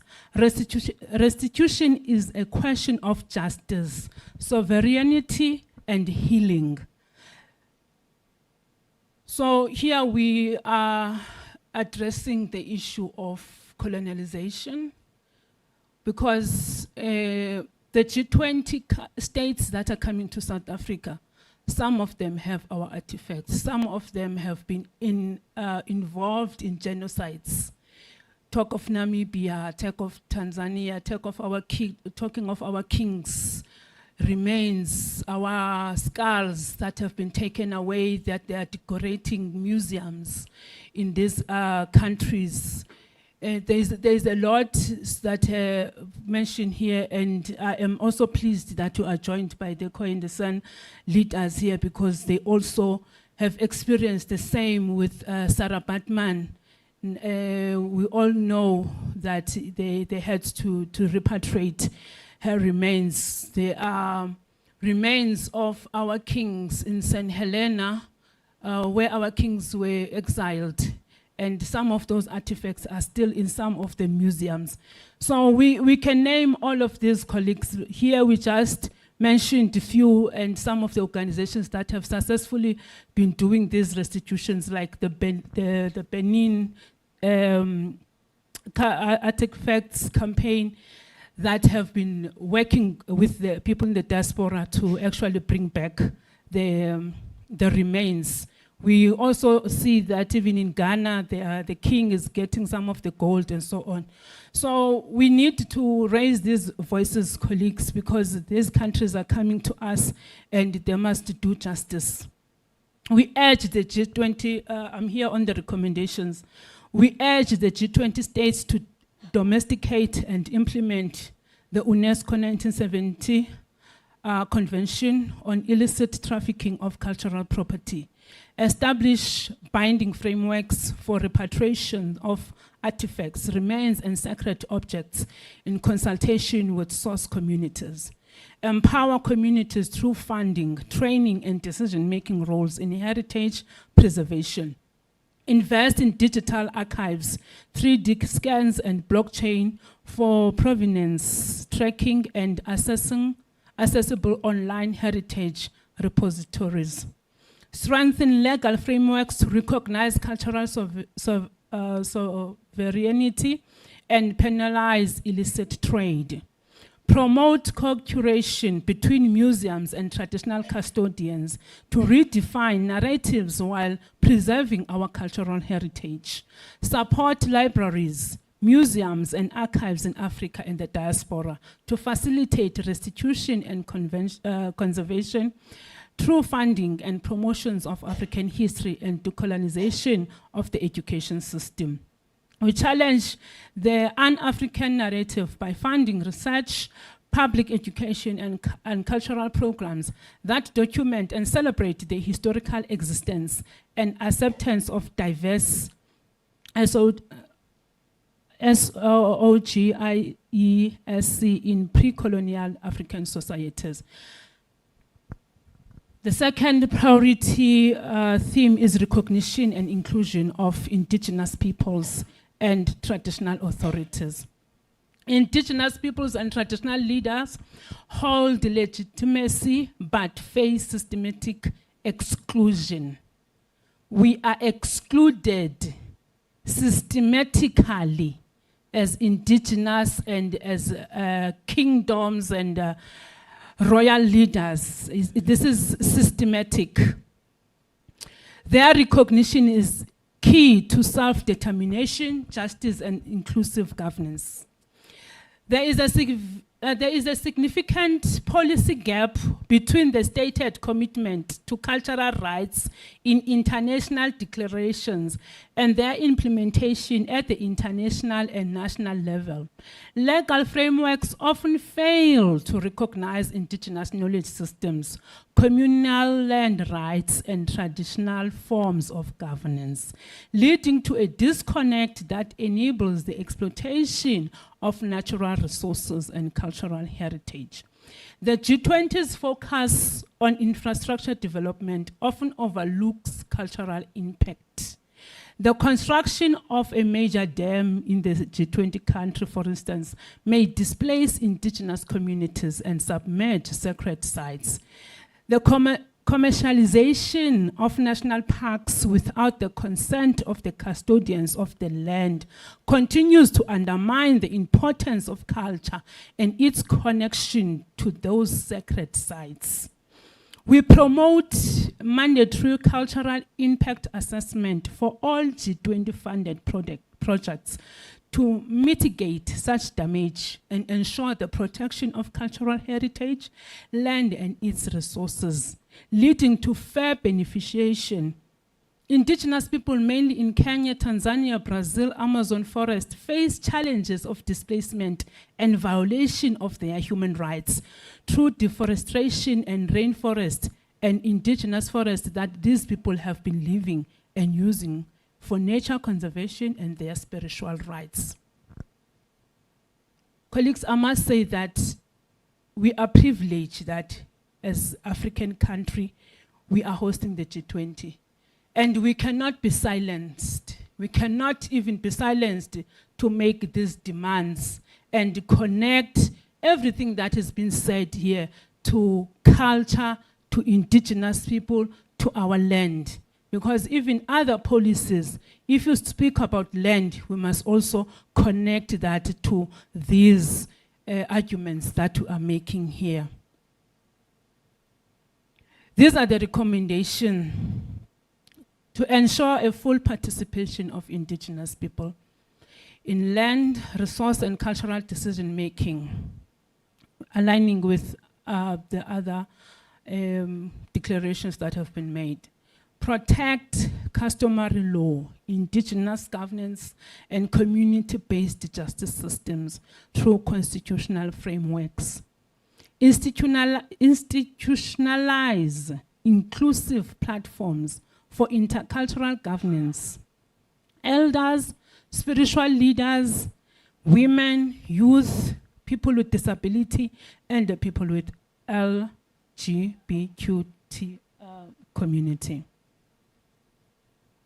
On legal recognition and communal land rights, we are saying that we must promote legal and policy instruments that recognize and protect the communal land rights of indigenous peoples and local communities, linking land ownership to cultural identity and traditional land management. Indigenous representation in policy making. Establish formal mechanism for the participation of indigenous and traditional leaders in national and regional policy-making bodies that impact cultural heritage and natural resources. Strengthening anti-appropriation legislation. Develop and enforce stronger intellectual property laws and cultural heritage protection acts to prevent the commercial appropriation of indigenous knowledge, symbols, and artistic expression, including protecting the LGBTQA+ cultural expressions and symbols from appropriation and misuse. Integration of traditional justice system. Explore the integration of traditional and customary justice systems into national legal frameworks, particularly in matters of land disputes, resources management, and cultural heritage. Facilitate indigenous representation in climate, negotiation, education, reform, and G20 cultural policy bodies. Colleagues, I need to emphasize the fact that when it comes to the recognition of traditional leaders, more especially when you talk of land, there are other things that we can go and change. For instance, I have sat in many discussions about women not having access to land. And that suppressing women because we are not all going to get married. So that does not mean that we cannot have land rights in our communities and build. You know, people talking about poverty, others talking about GBV. So these are all things that need to be addressed and must be addressed with our traditional leaders in a manner that they will understand the changing world. That now, if I choose to be at home, I must be given land. I must not be forced to take land against a male's name or something. So there are many things that we can change. We recognize that culture must change. But we have never been given opportunities to sit and dialogue and also engage with people so that we understand issues that are concerning, more especially on GBV issues. Now we are very much stressed with issues of GBV. And some of our traditional leaders, colleagues, they don't know how to handle these things. Sometimes they can't even handle the issues of HIV and AIDS because they are not trained. You know, so we want to have our indigenous knowledge systems, but to also need to integrate with modern systems and also have our traditional leaders well trained to be able to address some of these issues.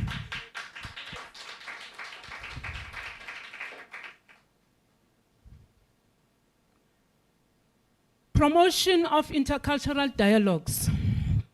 In an era of polarization, dialogue across cultures is vital for peace, tolerance, and social cohesion.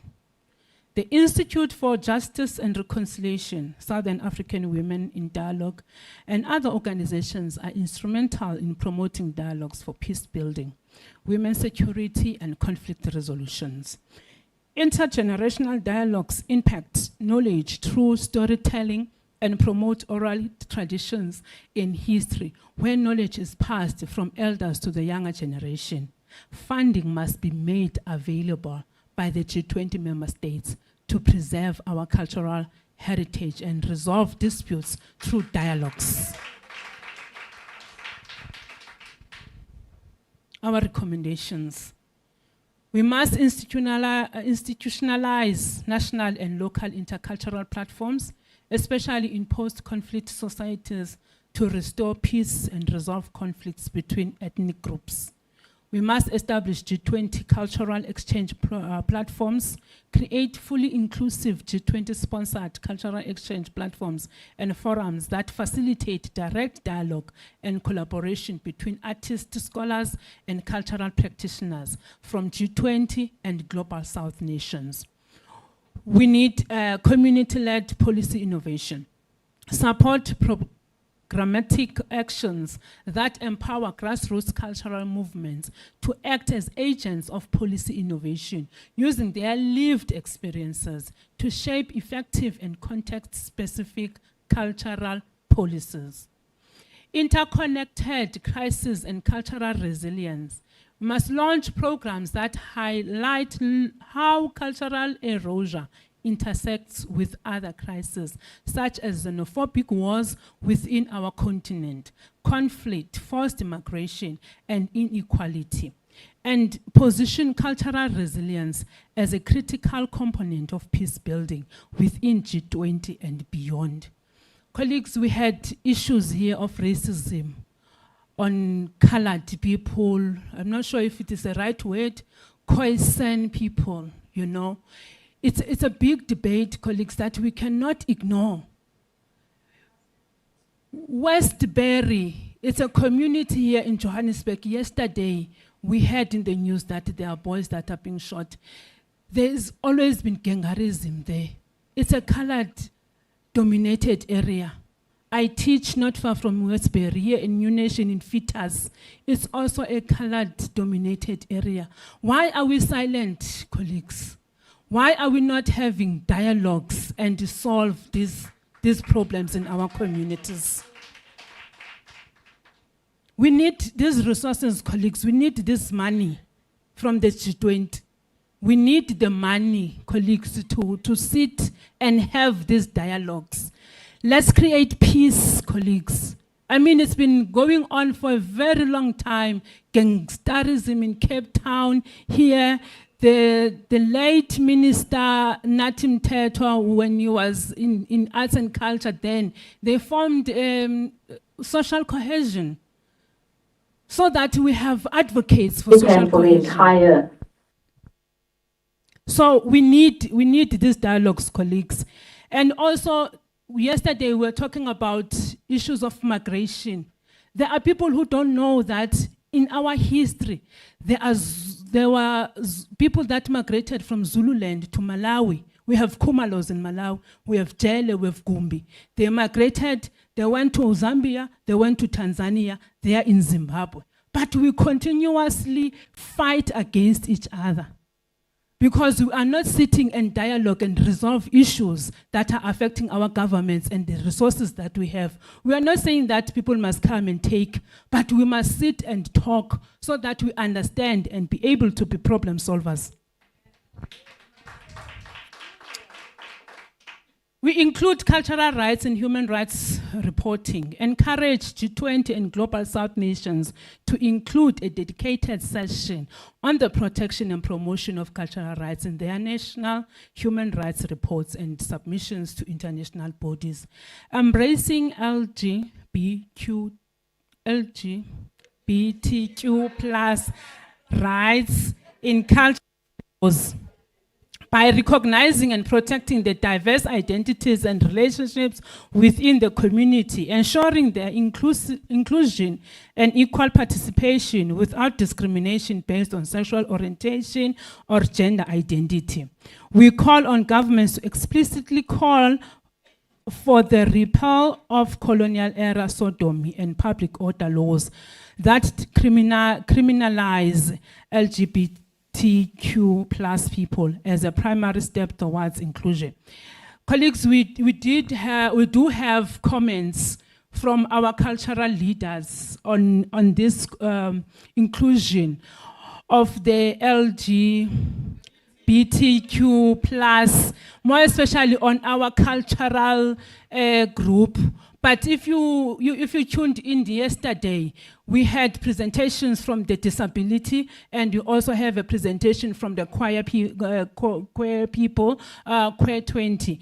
I think one of the things that were mentioned is that because of discomfort, so they are going to raise some of these things like in the policy, maybe separate. But we also had an argument that we are people, singabantu. So if we can start to embrace Ubuntu, then we won't have to discriminate each other against any form of humanity, whether you are your sexual orientation, your disability, as long we start to treat each other as Abantu, Ubuntu. Because if you are not Umuntu, that means Uyinto. So if people cannot be Abantu, what are we going to refer them to? So we need to also try to be tolerant as culturalists, as traditional leaders as well, because we are in this community and we need to embrace everyone. So I want to emphasize the fact that we as the C20 civil society, we even accommodate the marginalized communities. So no one wants to be left behind. We are all Abantu. So we need to develop intercultural competence frameworks, mandate the development and integration of intercultural competence frameworks into all public service training programs, particularly for sectors like education, law enforcement, and health. Cross-border indigenous rights network. Support and fund creation of cross-regional networks of indigenous and cultural rights activists to foster global solidarity and shared advocacy strategies. Fund community-owned cultural enterprises like community media, arts, and diaspora initiatives.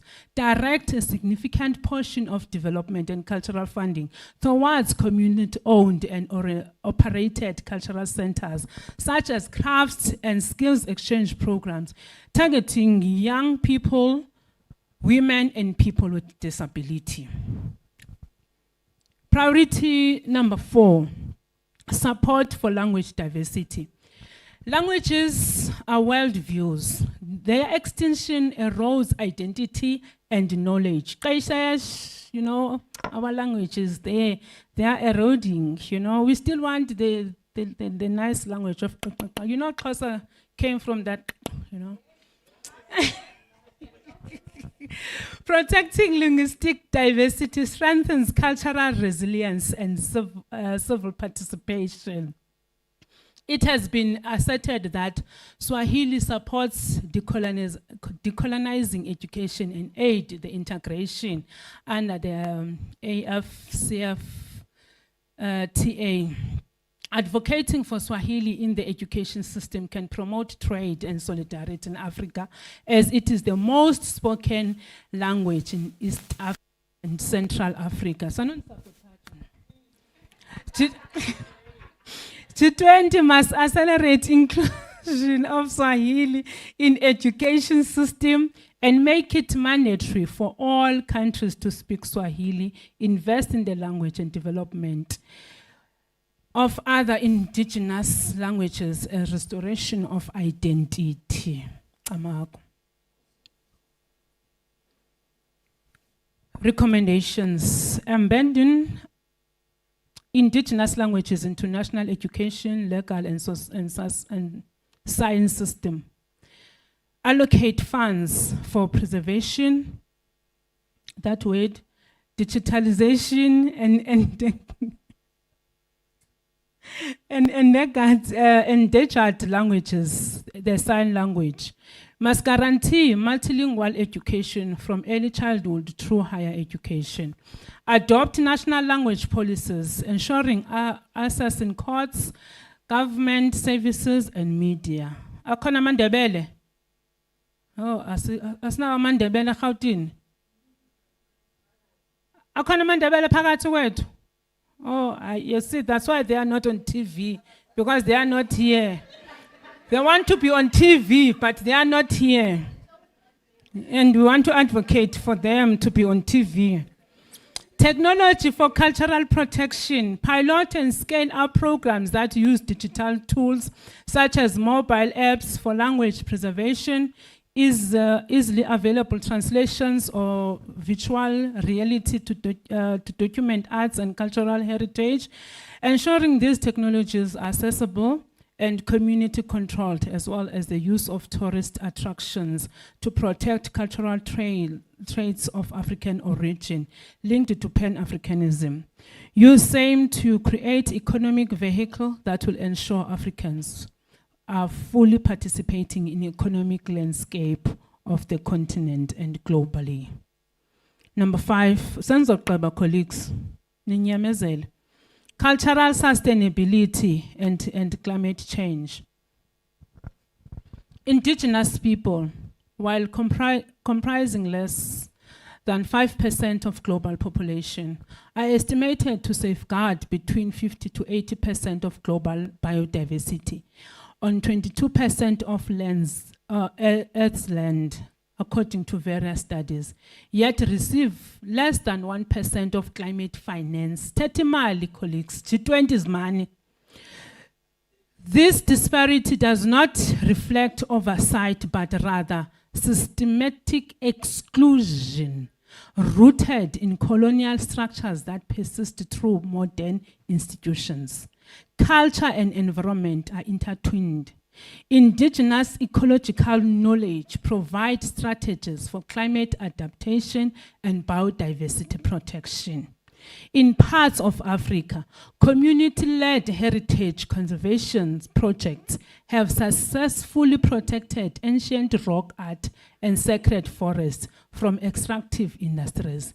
These initiatives, often led by women, that's why kugcwele abafazi apha. Amandla.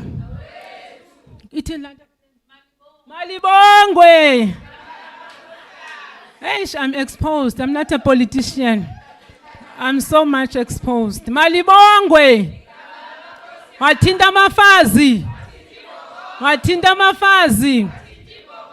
In parts of Africa, community-led heritage conservation projects have successfully protected ancient rock and art sacred forests from extractive industries. These initiatives, often led by women as knowledge keepers, demonstrate the power of grassroots movement in resisting corporate encroachment and safeguarding cultural assets.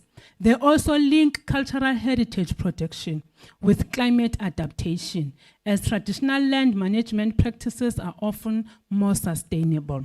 This plays a big role in our fight to protect our environment from climate-related challenges. Why are we talking climate in culture? We know that we have seers. We have people that can predict if there's going to be rain. They are rainmakers. You know, so we need to integrate those, because some of the disasters that we see have been seen before they come to happen, and some of them are created by us as Africans, because we ignore the spirituality related to our oceans and to our land. Hence, sometimes we make our oceans to be dirty and our rivers, and we forget that we come from those waters. Recommendations: integrate indigenous knowledge and rituals into climate policies. Protect sacred natural sites as environmental zones under traditional custodians. Fund community-led conservation and ecological restoration programs. Recognize intangible cultural heritage at risk from climate change in monitoring frameworks. Include indigenous ecological knowledge in COP and G20 environmental platforms. I was in Cape Town a few days ago, not a few days, maybe a week now, and I met this lady. I was there with Inesh. So what happens is that we are walking, they were opening a cliff path, so we are walking there by the coast next to the waters. And then this lady started to talk to me to say that she's working there on the environmental side of things, and sometimes they have to maybe go close to the ocean. I'm like, hey, but do your employers know that you can just drown, and then they think that you've just drowned, but your ancestors are calling you?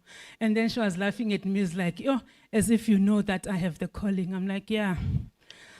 But anyway, these are some of the things that we need to look into. Sometimes you work with the waters and then you are a lifesaver, but you can drown yourself and then people start to look for you instead of sending a cow there and bring you back.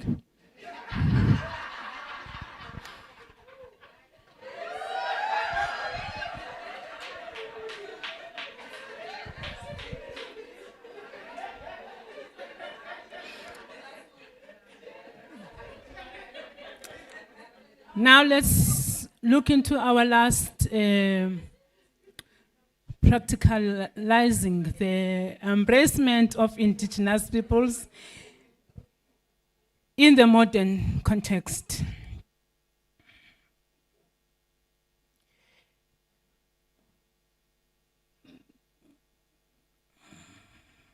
Okay, I need to finish, colleagues. Okay, in this session we are talking about, okay, let me just read the few lines. Symbolic recognition is not enough. Indigenous peoples must participate fully in modern systems without losing cultural identity. For indigenous people, indigenous knowledge systems underpin well-being in people, planets, and futures. This includes primary health care, food security, biodiversity stewardship, climate resilience, and regenerative economic practices, sustaining livelihoods of many, particularly in the global south. Despite their societal, economic, and environmental value, IKS remains underinvested, undervalued, and structurally excluded from global markets, governance and innovation, ecosystems. The policy brief is calling for the shift in global policy to fully recognize and invest in indigenous knowledge as a vital component in addressing the world's most pressing challenges with a focus on well-being. This is not just about measuring well-being alongside traditional economic indicators. It is about rethinking what our economies are for, shifting from profit and growth as main goals to systems that genuinely support the well-being of people, communities, and the planet. Countries like New Zealand, Bhutan, Scotland, Finland, and Costa Rica provide evidence that such approaches are feasible. New Zealand's well-being budget prioritizes social, environmental, and cultural outcomes alongside economic decisions. Bhutan measures development using the Gross National Happiness Index. Scotland evaluates policies against national well-being outcomes. Finland integrates social and ecological well-being into budgeting, and Costa Rica aligns environmental conservation with economic and social goals. What this means is that when we call for our AKS, for our traditional medicine, for people to exercise so that they keep their minds and healthy and their spirits okay, this is not a waste of money. It is a call for well-being, because this is where you are able to protect your environment and continuously to make money, and everyone must be happy. You see that happiness index? Laughter is one of the good medicines. I'm glad that people are laughing here when I speak, you know. So part of your stress now is out. So when you get home, you'll be smiling, and probably if you are broke, money will come in.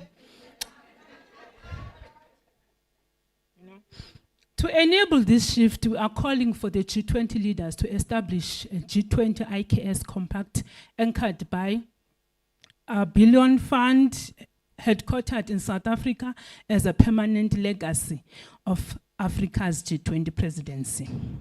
Recommendations.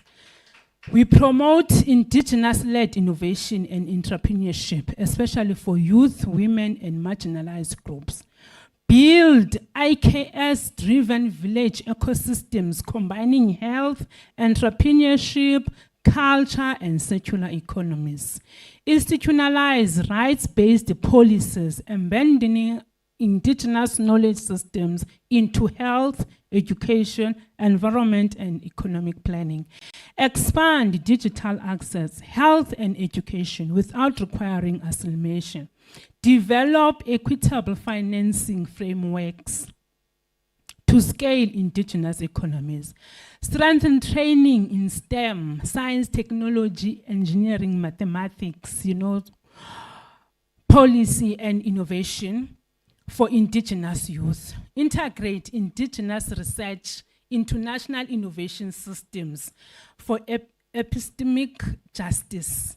Establish infrastructure for IP protection and ethical commercialization of indigenous products. Scale regenerative indigenous practices for food sovereignty, biodiversity, and climate resilience. Create culturally grounded leadership programs rooted in indigenous values. So what this means is that with our knowledge, actually our knowledge is our wealth. So we need funding to create and make sure that when we learn science of the plants. We know what plants do. Some people, who can heal a fever, but sometimes some of these things, they don't really heal a sickness, but they boost your immune system. Because once your immune system is active, it fights any virus in your body. But some of this knowledge is going to be hidden because people want us to continuously take drugs while we can take our herbs and be healthy. So we need to invest in developing our knowledge systems and have our own industries that produce these herbs instead of allowing people taking our herbs and make medicine in other countries and sell those medicines to us. Conclusion, we call on global leaders to act decisively, establish a global fund for IKS and cultural industries to secure financing for African innovation and heritage protection. Commit to legacy projects that build creative and cultural STEM hubs in rural communities, leaving lasting infrastructure for innovation, education, and cultural revival. Adopt the IKS Economies Compact, ensuring cultural wealth is transformed into well-being economies that uplift youth, women, and rural communities. Recognize culture as a standalone pillar of global governance, anchored by a cultural diversity forum to track this progress. Guarantee indigenous voices a central role in shaping education, climate, technology, trade, and governance policies. This is not a plea for charity. We are not charity cases as indigenous people. We are not ceremonial people. We are people that have got this knowledge, and this knowledge is everyone here have got their own knowledge. And as Africans now, we need to start to stand together and protect what belongs to us as Africans, and we develop and start to create well-being ecosystems with what we have. The world has the resources, the influence, and the responsibility to act. Let culture lead the way, because without culture, there is no justice. Without recognition, there is no peace. And without IKS economies, there is no sustainable future. The time to act is now. The Africa we want.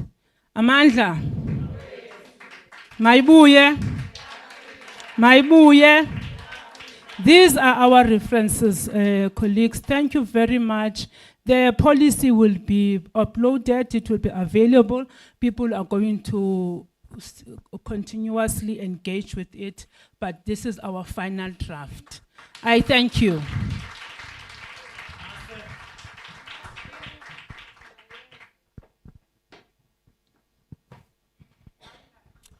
Let's give it a thunderous round of applause, colleagues. Thank you very much, Working Group 6, for that comprehensive overview of your policy brief and what you have put together. So now we are going to that process of policy adoption. Can I get two volunteers to just approve the policy and second? Thank you so much. Bayete Bondabezi Tabakona. Greetings, everyone. My name is Inkosu Mamsi Mabaso.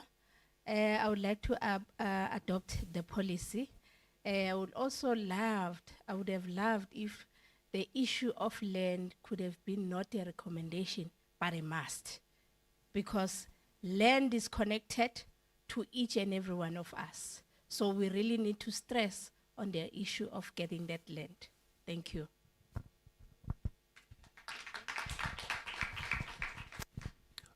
Greetings, everyone. I want to second the adoption. My name is King SB from the Hottentot tribe. I think the document it says it all.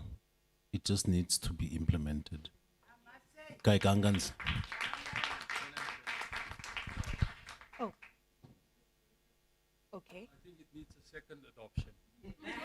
Because it was very powerful. But I'm going to do two things now, which the Khoisan always does. When we are happy, but we are not totally happy. There are certain things I thought I'm going to throw in some demands and recommendations to make sure that the G20 is not just a talk shop when they come to South Africa. That demand is to get our crown, our diamond from the head of the so-called British government. So, but I don't want to fight here. I just want to say thank you very much. The thing is, my name is Paramount Chief Jacobs. I'm from the Esekwa Royal Kingdom. So you have covered everything. But there's some things that I needed to find. And I'm sorry that I was not here in the beginning in order to give some input, especially on indigenous laws and languages and the plantation which has been taken away from our land. That is for us very important. But I want to do something, put some sugar on what was said to say thank you. We as the Khoisans will just say, sing Gangansi, Kotkatsi for you, which means thank you, Lord, for these things happening. Come, let's sing together. We just want to sing. Come. Gangansi, Kotkatsi, Tielo, Tielo, Tielo, Tielo, Tielo, Tielo, Tielo, Gangansi, Kotkati, Tielo, tielo, tielo, tielo, tielo, tielo, tielo, te. We say thank you.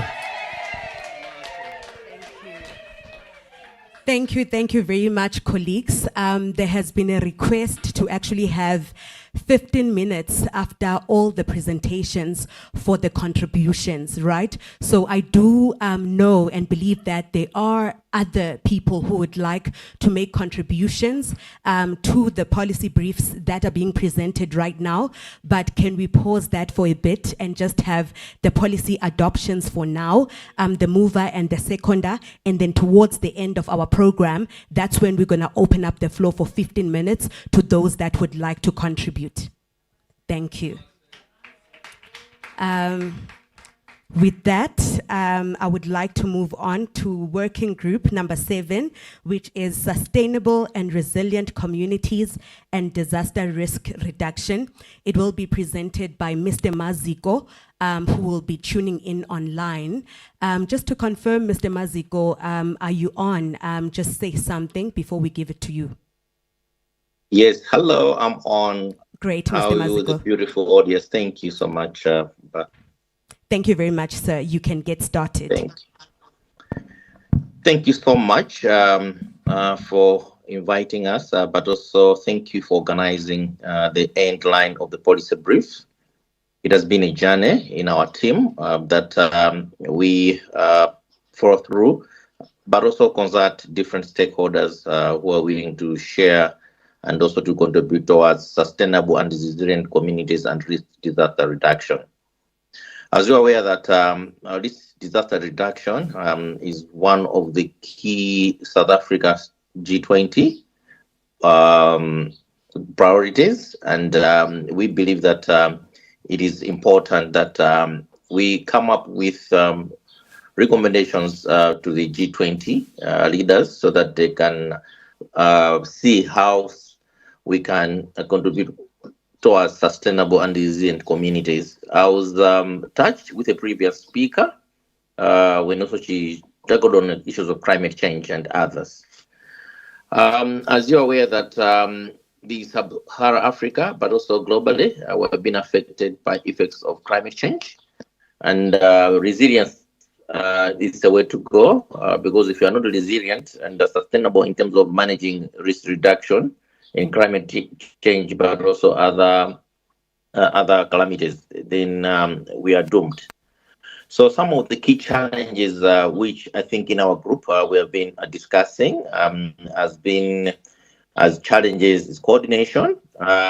We discussed that one of the key challenges which we have observed in terms of having a sustainable and resilient community and risk reduction response is that coordination. We have siloed disaster risk reduction policies, which affect coordination. There are so many players who are doing disaster risk reduction, but they're not well coordinated. So in our grouping, looking at different frameworks, but also even the Sendai framework, which is the UN framework, we saw that I think there are gaps. The second one is gaps in governance and availability of strengthening disaster risk governance and management. Is also what was observed in our conversation in our grouping that we feel that the G20 leaders, when they'll be meeting, they also need to reconsider. Limited integration in urban planning. I think, as you know, integration is one of the key elements which we need to embrace. Looking at the global resource physical space challenges. So integration in urban planning becomes important, and which informs planning and policy guidance. So we believe for us to have meaningful, sustainable and resilient communities on risk reduction, this has to be considered. The other issue, another elephant in the room is financing resilience. Challenges in accessing adaptable finance for disaster risk reduction for local initiatives. We also observed in our grouping, but also the previous presentation from other working groups has been observed that I think the global community in terms of financing resilience and sustainable communities. I think that's been a challenge. Even the culture diversity grouping also make mention that we need to invest in this area because community are at the center of the G20 and also to our different countries. The other area which we also observed as a key challenge in our working group 7 on sustainable and resilient communities risk reduction is issues to do with the technology, opportunities and risks. Risk of technical access inequalities and role of GIS and artificial intelligence. AI has been now one of the key issue. Penetration is a challenge. We cannot run away from not having artificial intelligence, but also the role of GIS.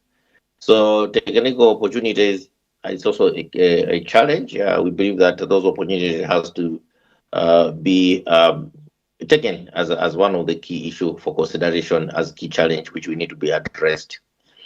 Community data mapping, we observed that one of the key challenges and a variable of routine community data mapping will inform policy and action.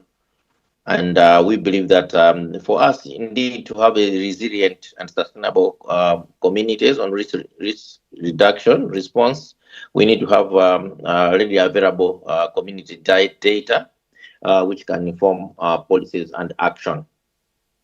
Having said and looking at these challenges, the priorities of the G20 risk reduction, this is a working group, and were designed to respond to the findings of the midterm review of the Sendai framework. This is the UN framework that want to address issues of disaster risk reduction, make sure that the communities are resilient, but also they are sustainable.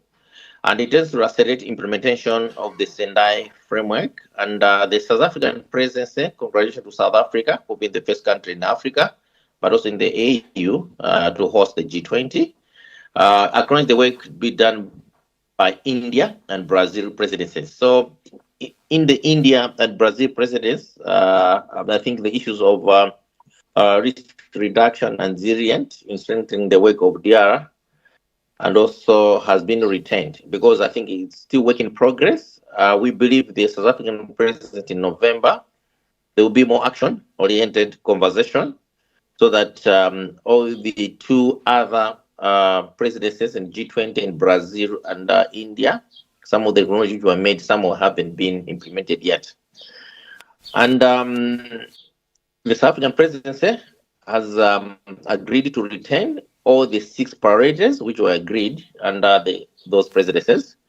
And the deliveries will build upon the ministerial declaration on working group under the Brazil presidency, which presides the South African presidency. In addition, during this presidency, the South African would like to guide all 6 priorities through overarching themes of solidarity and global cooperation. So allow me to share with you what are these priorities under the which the South African presidency under the G20 has been retained, which were identified in Brazil and India presidency. The theme were as follows, based on solidarity and global cooperation. 1, it was addressing inequalities and reducing vulnerabilities. Second priority was global coverage of area warning systems, very important. We saw in Cyclone Freddy in Southern Africa, where most countries were affected, South Africa, Malawi, Mozambique, and others. We are affected Southern Freddy recently, and the challenges are still there. The third priority is the disaster resilient infrastructure. After these disasters, we believe that issues of disaster resilient infrastructure is critical. That has also to be considered in the South African presidency in November when they'll be discussing. Financing for DRR, priority number 4, is also important, as already mentioned earlier. Number 5 is the disaster recovery, rehabilitation, and reconstruction. It's an area which we believe, I think the South African presidency, our recommendation in this priority, we're going to share soon, that we need to have resilient recovery and rehabilitation and reconstruction is sustainable. But also, last but not least, the last priority under the 2 presidencies, which has been maintained by the South African presidency under the sustainable and resilient disaster risk reduction is ecosystem-based approaches for disaster risk reduction, nature-based solutions. So looking at these priorities, we have policy asks to the G20 for consideration come this November. One is to embed disability, because when the disaster has struck, you cannot run away from people to be affected. So embedded disability inclusion in all the disaster risk reduction policy framework, including the Sendai framework, the UN framework, as I mentioned earlier, an implementation review, but also the G20 declaration as the one who will be coming in November for South Africa, and also international climate and the humanitarian finance mechanism. So we believe that one of our policies has to embed disability inclusion in those frameworks. The second one, our ask to the G20 leaders when they'll be meeting, our policy ask is operationalize the 15% of the 15 principle in global disaster risk reduction funding and climate adaptation finance, ensuring that at least 15% of funding reaches persons with disability and communities. So we believe in our grouping that operation the 15% of the 15%, which was agreed in previous framework and commitments, is important for implementation. Our another ask is a support global innovation fund. Very important investment. We want investment. We've been talking about investment in disaster risk reduction. Some countries are trying to develop some, but we believe the South African presidency, we want to see authorization of the Global Innovation Fund and scale up area warning unit systems so that communities and the vulnerable groups are told in advance of incoming impending disaster, accessing evacuation technologies and co-design with persons with disabilities. So we believe that support the Global Innovation Fund, that each country need to have this fund so that our response should be resilient and also at the same time sustainable. Mandate, disaggregated, another policy ask, global reporting on disaster risk data, capturing disability, gender, age, race, and geographical through the UN disaster risk reduction and G20 modeling system. It's very important. We need data so that it can inform policy making. So we believe that in the South African discussion, this has also to be taken into consideration as a policy ask. But also we want the G20 leaders when they'll be meeting that as the C20 to champion the leadership of the Global South. As you know, for the very first time, South Africa is hosting the G20 summit. And we believe that leadership in the Global South should be promoted by promoting African good practices. I think in the previous speaker also mentioned about culture, in community-driven, disability inclusive disaster risk reduction at global forums, including involvement of civil society groups and NGOs, because we saw that there's a limited championing of those leaders. So we believe that the South African presidency should consider and encourage the champion of leadership of the Global South by promoting African good practices, be championed by civil society and NGOs, which has to be very important in inclusion. So in summing up all those G20 policy asks, we came up with the overall recommendations that they have to look into governments and the UN and the leaders. One of the key things we believe has to be looked into as an overall recommendation is governance reform. And on governance reform, we want the outcome, we want the embedded disaster risk reduction in national development plans. with measurable and equity indicators, including the inclusion of people with disability, civil society in key decision making. So we want to have the leaders of the G20 when they meet a clear government reform that can speak to engagement, but also involvement of those groups at national, regional, and other levels. And such, on this one, we also have a recommendation that who's supposed to lead the UN, because we have the Sendai, the UNDRR, governments, but also civil society ourselves. We also need to be part and parcel in leading these reforms, because there's nothing for us if indeed we're not getting involved. Another overall recommendations which we want to for consideration to the G8 is on financing or investment priorities. We believe the outcome that they need to establish the resilient fund, as mentioned, and prioritizing community-based adaptation projects.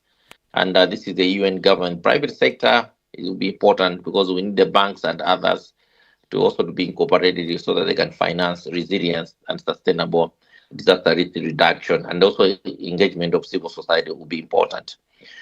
Issues of legal and policy instrument reforms under the disaster risk reduction so that we have a clear resilience. We also want to encourage, and the possible outcome in the conversation, we want the G20, we require the G20 states to adopt climate resilient building codes and enforce land use and planning safeguards. So we believe that land, when you have a disaster, the issues of land and also safeguards. So we believe that that legal reform has to be taken as a serious matter, so that once it has been adopted, countries can also adapt in their own national disaster risk reduction plans, which others has to do. The other issue, very important, programmatic action. As I mentioned earlier, that issues of self-to-self knowledge exchange on traditional resilience practices, and as I shared earlier, integrate disaster risk reduction in schools curricula becomes important, because we need to grow resilience and sustainable from way back when school-going children are learning. We want them to also to appreciate and understand that we are living in a world where we cannot run away from disaster risk reduction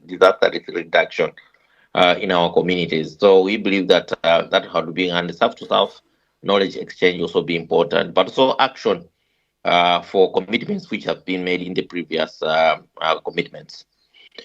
Another overall recommendation is a disaster recovery, rehabilitation, and reconstruction.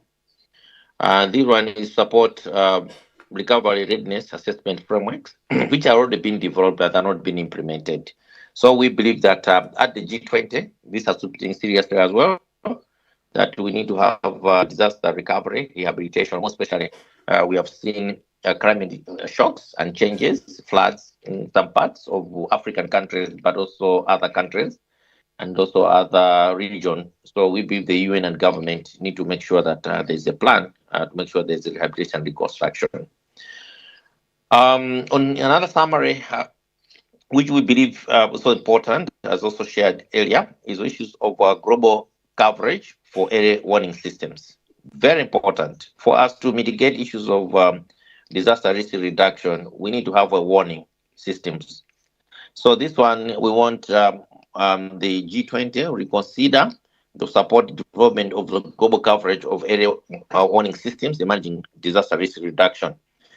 I'll give an example of where I come from, Malawi. I remember when we had one of the West climate change disaster, Cyclone Freddy, some few years back. The area warning unit helped a lot to evacuate people, people with disabilities and others. But we normally used as a country from other sources. So we believe each country need to have the air warning system so that we can protect communities and vulnerable communities so that they are not affected. So in summary, those are some of our policies asked for submission to you, colleagues. Some of these issues we have taken from different frameworks and policies. the African Union Climate Change and Resilience Strategy Action Plan, that's 2022 to 2032. That is all sanctioned by the African Union Commission, but also the strategy and action plan, for which I think is also available in different languages at the AU. The famous United Nations General Assembly resolution number RAE 69285 of 23 December 2015, commonly known as Sendai Framework for Disaster Risk Reduction 2015 and 2030 of the United Nations. The United Nations Disaster Risk Reduction, the Bali Agenda for Resilience 2022, under the United Nations Office of Disaster Risk Reduction. The SADC, that is Southern Africa Development Community SADC Vision 2050 and Regional Indicator Strategic Development Plan. That also speak to some of these issues. But also we have the Kampala, which speaks also about the vulnerability and also making sure that the other traditions are also put into, including the Maputo Protocol. So, Chair, that is what we agreed.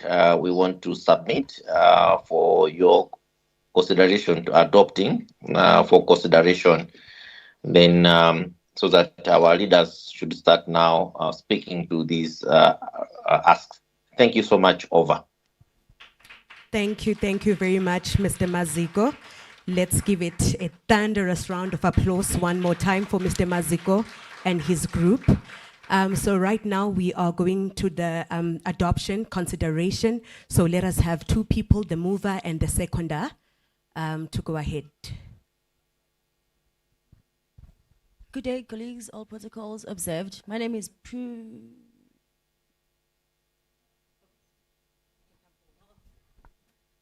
Okay, good day, colleagues. All protocols observed. My name is Prudence Lebogang. I'm a circular economy and sustainability expert, and I'm also on the working group. I accept. I just think that, oh yeah, but we said in closing we're gonna add. Yeah, okay, yeah, I accept. I'll explain later. Thank you very much, ma'am. Let us have a seconder.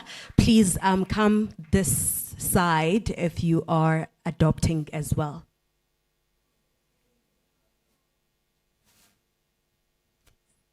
You can come. Yes, please, ma'am.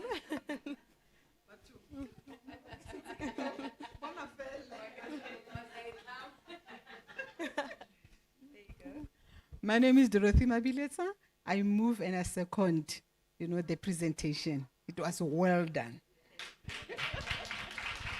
All right, thank you very much. Now we are going to our last working group, which is working group number 8, tourism. Over to you, Mr. Maziko and team. Thank you. Did you say Maziko? Oh, sorry. Oh, Mr. Nzima. Yes, sorry. Mr. Nzima. There you go, sir.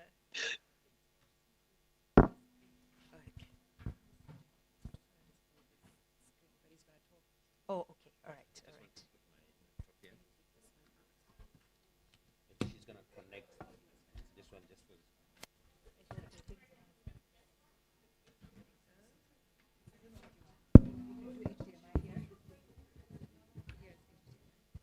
So thank you very much to the program director and to those joining us online. Royalty present here, we recognize you. Thank you very much indeed.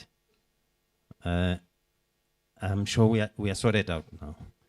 This is the tourism working group number 8. I'm not flying solo. I'm ably assisted by those 2 beautiful ladies out there. To my left, Nandi, and to my right is Doris. They just asked me to come and present on their behalf. They are the authors of the document that I'm about to go through now. We have already gone through a few phases of this presentation. At the last webinar workshop that we had, we received some input, which as a team we discussed and felt it is actually not necessary to change our document as it is now, but simply to make reference to the point that safety and security plus health are the kind of themes that cut across many of the presentations that we've had here today. So it is sufficient to say we are adequately covered. The other thing that I want to mention is the fact that the presentation is pretty detailed. We will save you the pain of watching on the screen. I'll talk you through the salient points of what we feel will be necessary for purposes of the adoption of our policy presentation here today. So off we go. Let us accept upfront that tourism is a driver of global growth, jobs, and investment. It is one of the most powerful engines of economic growth. It supports millions of jobs, it drives investment in infrastructure, and contributes significantly to GDPs in almost every G20 country. Especially in developing economies, it plays a vital role in job creation, entrepreneurship, and regional development. But beyond the numbers, tourism is also about cultural exchange, environmental stewardship, and connecting communities across borders. However, despite its vast potential, the tourism sector is being held back by 4 deep-rooted systemic challenges. I'm going to share those with you. The first one is inequality. Many are locked out of the MSMEs, women, youth, indigenous peoples, a theme that has been repeated across other presentations, persons with disabilities. So those people are left out of the tourism value chain. The second is climate risks. Tourism infrastructure and communities are highly vulnerable to climate shocks, yet often unprepared. And depending on the resources that are available to respond to those disasters, some don't even recover. The third is an extractive business model where value leaks out of local economies while natural and cultural assets are exploited. I think the initial speaker talking on heritage and culture has made a very good point about this. And finally, weak community participation. Local voices are too often excluded from decision making, leading to conflict, mistrust, and missed opportunities. So this brings us to this unique moment. The G20 has a critical window of action between 2025 and 2027 to lead a shift toward inclusive, low-carbon tourism pathways. By taking decisive action now, G20 countries can drive equitable recovery, foster climate resilience, and unlock sustainable investment. It's not just about tourism.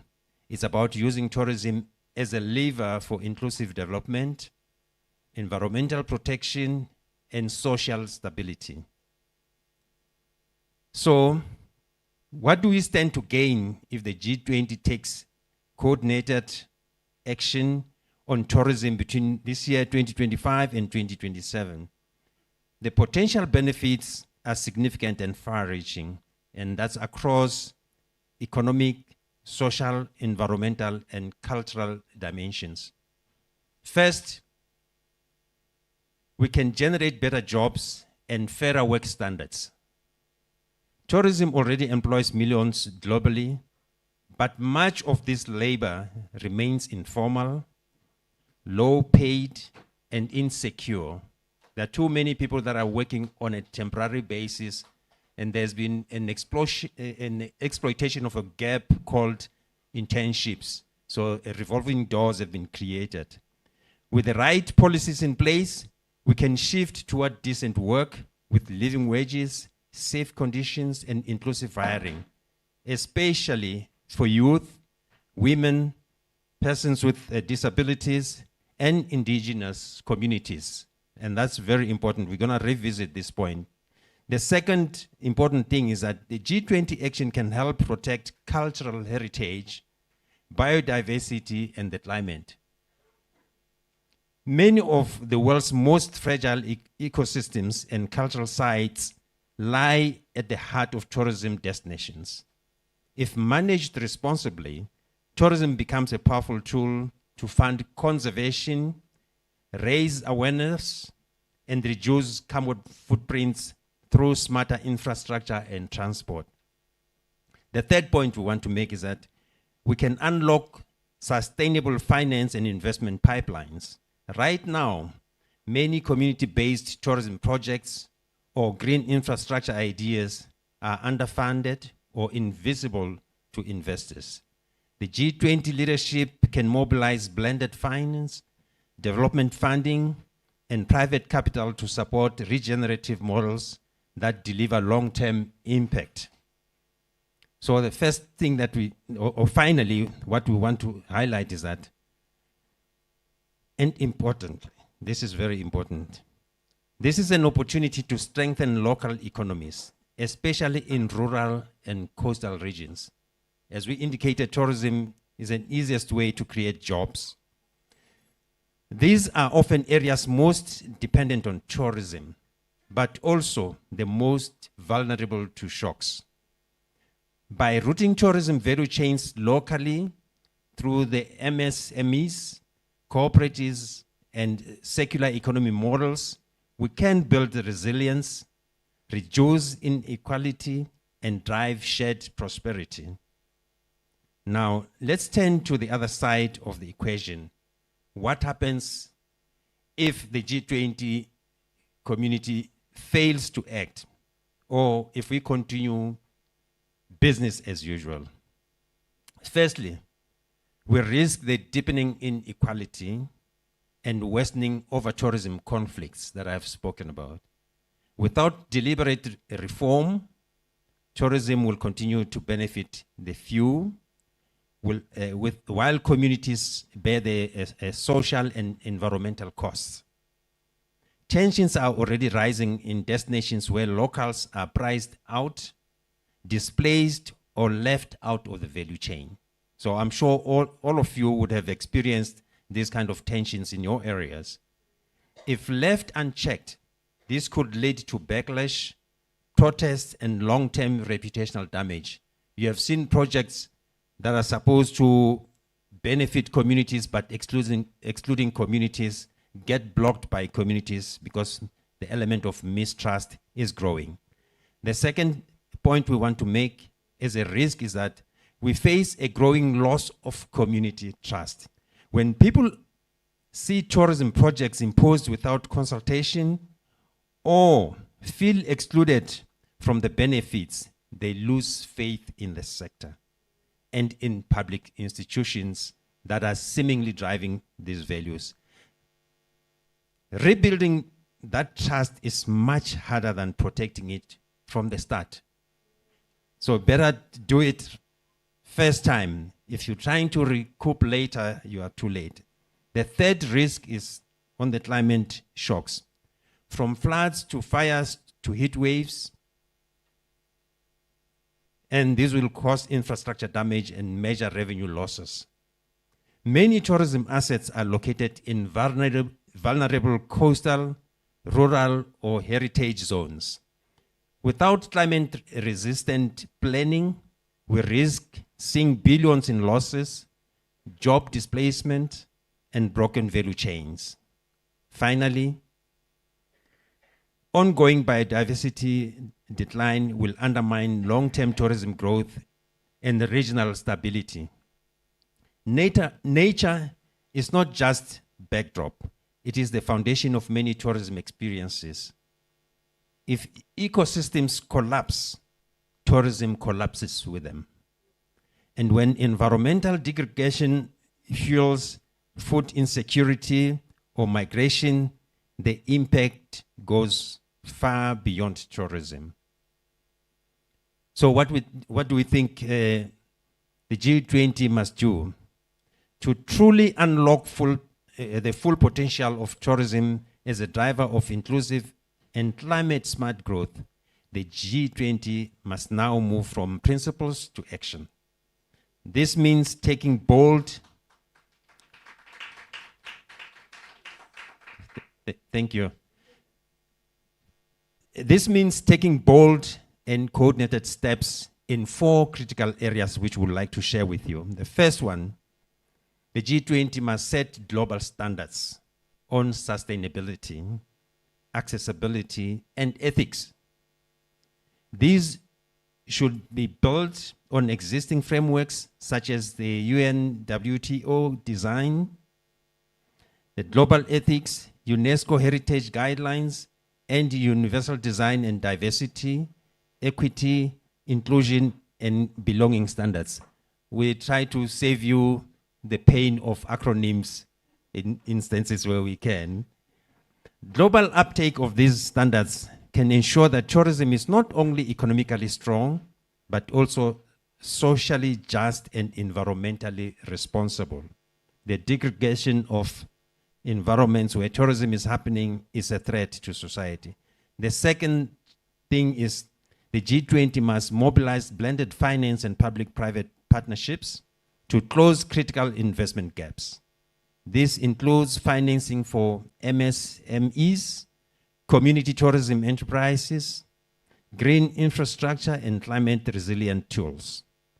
Blended finance, concessional credit, and innovation funds can bring public and private capital together to support long-term inclusive tourism development.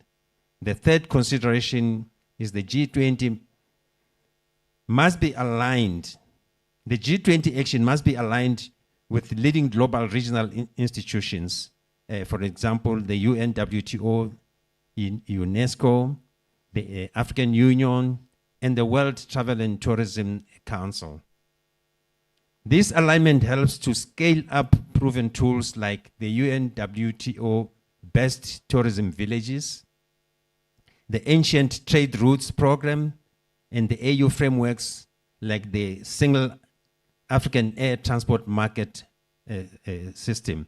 A lot has been said about accessibility in Africa or the challenges of traveling within Africa. It's better to go to Europe to come back to some points in Africa.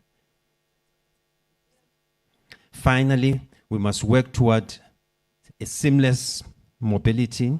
This means easing visa regimes, improving border infrastructure, and ensuring digital and physical connectivity across countries. This is another very, very challenging experience where visas are seen as revenue-generating streams rather than tourism facilitation. A more connected and inclusive tourism ecosystem supports equitable visitor flows. It stimulates rural and underserved areas whilst contributing to regional stability. You would have experienced this challenge.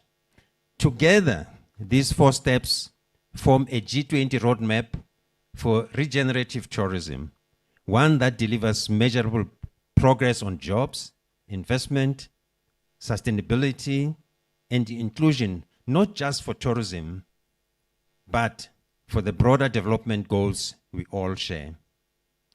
Let me walk you through the 4 key tourism policy priorities adopted by the G20 Tourism Working Group in 2025 under the South African presidency. Some of our colleagues have already touched on this. These priorities are designed not just as standalone themes, but as interconnected levers to transform tourism into a force for sustainable and inclusive global development. The first one is a people-centered artificial intelligence, and innovation to enhance tourism startups and MSMEs. The first priority recognizes that small and medium tourism enterprises are the backbone of the global tourism economy. Yet, many of them are still excluded from the digital transformation underway. The second one is tourism financing and investment for equality and sustainable development. The second priority really speaks to the need for a fundamental shift in how tourism is financed. Many MSMEs and developing destinations lack access to affordable, sustainable finance. The third priority is the air connectivity and seamless travel, the point I made a little earlier. Connectivity really is the oxygen of tourism. And this priority addresses the need to make travel more seamless, affordable, and regionally inclusive so that we can all share the benefits. The fourth priority, which was identified, is enhanced resilience for inclusive, sustainable tourism. Tourism has suffered immensely from shocks, the pandemics that we have experienced, climate disasters, economic downturns, and this priority focuses on building resilience in a way that's also inclusive and sustainable.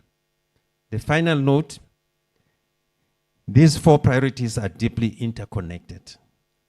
They collectively advance a vision of tourism that is innovative, inclusive, climate resilient, and grounded in solidarity. And that's exactly what South Africa, as this year's G20 presidents, has championed under the broader theme of solidarity, equality, and sustainability, the theme that you see over here. Together, these priorities represent a transformative agenda for tourism, one that positions it as a tool, not just for growth, but for justice, equity, and global cooperation. So we introduced a new priority as this group. And that group talks to culture, climate, and communities. As civil society, we believe that the official G20 tourism priorities are necessary, but not sufficient. To achieve true transformation, we are proposing a fifth cross-cutting priority that addresses the foundations of regenerative and responsible tourism, and that is on culture, climate, and communities. So the other four did not touch on culture, climate, and communities. The first thing that we want to highlight is that these priorities ensures that equity, inclusion, and climate smart practices are actually included. Tourism can no longer ignore the social and environmental inequities it produces. We must center the voices of those most impacted and embed climate action, accessibility, and equity into every tourism policy and investment. The second point we want to make about this additional priority is that it is about empowering indigenous peoples, women, youth, LGBTQI+ communities, and persons with disabilities. These groups are too often excluded from tourism value chains, the leadership and representation. So we talk about them, but they are not part of the system. Inclusive tourism is not just a rights issue. It's an economic and innovative, it's an economic and innovation opportunity. When these communities lead, the whole system becomes more resilient and creative. The third point is that this priority seeks to protect heritage and ecosystems. Cultural landscapes, sacred sites, and biodiversity are not site attractions. They are core to what makes destinations meaningful and sustainable. Without responsible management, we risk irreversible losses. Finally, culture, climate, and communities act as foundation. It grounds all other priorities in social legitimacy. Without community ownership, ethical governance, and climate justice, even the best financed tourism reforms will not deliver lasting impact. This is not just an additional priority, it is an anchor for all others. It ensures that growth is not just measurable, but it is meaningful. Let me now walk you through the 4 thematic clusters that make up the 5 priorities for the C20 Tourism Working Group policy brief. These clusters are not isolated, they work together to drive a regenerative, inclusive, and climate resilient tourism system. The first cluster is, this cluster calls for action to decarbonize the sector, enhance climate risk preparedness, and invest in resilient infrastructure.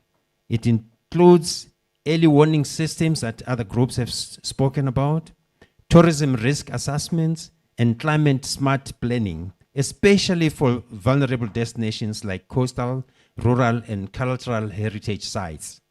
Our policy brief also proposes the creation of Global Tourism Climate Resistant Fund, underpinned by the Sustainable Development Goals aligned finance. The cluster 2, this one is about putting communities at the heart of tourism, not just as hosts, but as owners, workers, innovators, and decision makers. We focus on inclusive financing for MSMEs, social protection for informal workers, and recognition of traditional knowledge systems that resides in our heritage sites, culture, and diversity. Empowered communities are resilient communities. And this is especially true for indigenous peoples, youth, women, and informal workers. Cluster 3 it focuses on digital transformation of tourism, but in a way that is equitable, ethical, and accessible.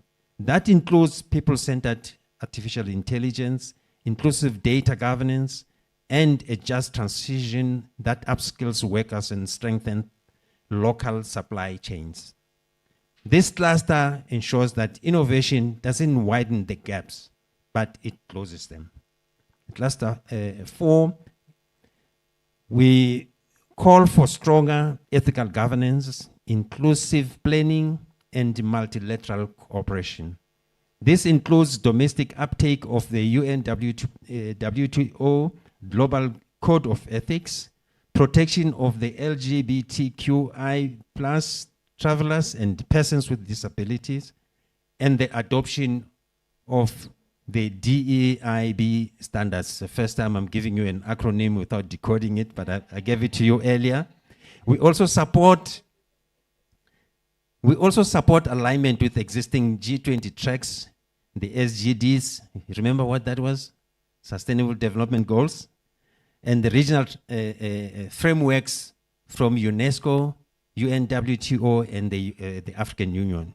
Together, these 4 clusters provide a strategic roadmap for the G20 governance to unlock tourism's potential as a driver for inclusive, climate smart, and resilient development. Let's begin with cluster 1, which focuses on building climate resilience and accelerating the shift to carbon neutral tourism systems. It is an urgent priority. Tourism is both a victim of climate change and a contributor to it. We do have a huge carbon emission. Tourism generates 8% of global emissions. And it's also vulnerable to shocks. So as both the driver and victim of global environment and economic shifts, facts are tourism accounts for around 8% of global greenhouse gas emissions when you add up transport, accommodation, food, and the consumption patterns across the entire value chain.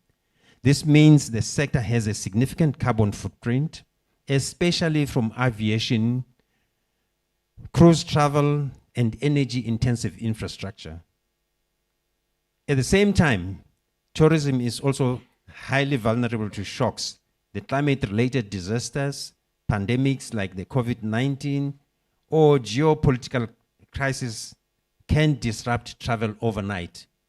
You have experienced this. During COVID, the lockdown was in tourism, there was no travel, and everything came to a standstill overnight. You still remember 9/11, what impact it had on tourism. These events cause massive revenue losses, job cuts, and threaten the very ecosystem and communities that tourism depends on. So we are at a crossroads. Tourism must now act not only to reduce its own emissions, but also to build resilience, so that it can cover from future shocks in a way that is smarter, greener, and more inclusive.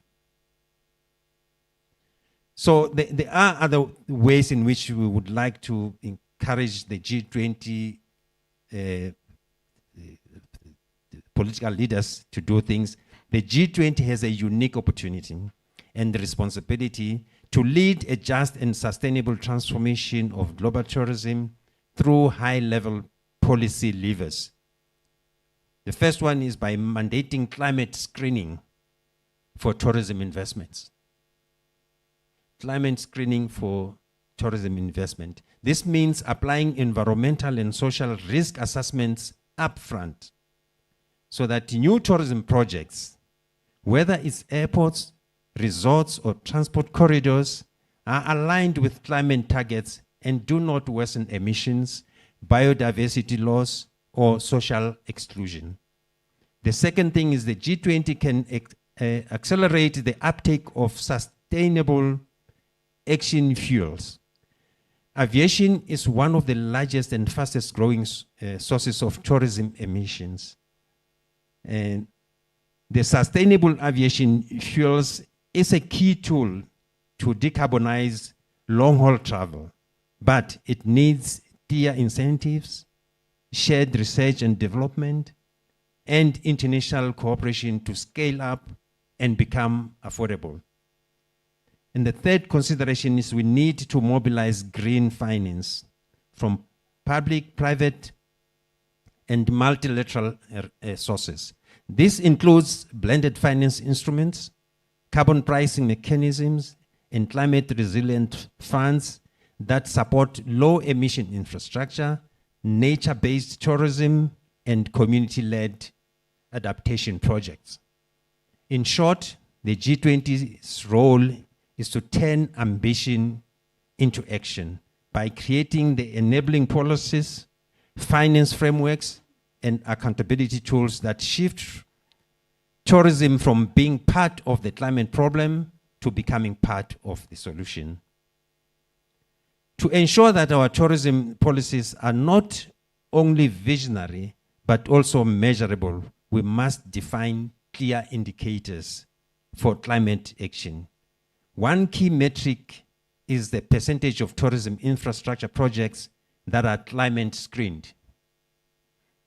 This tells us whether environmental and social safeguards are being applied systematically before investment decisions are made.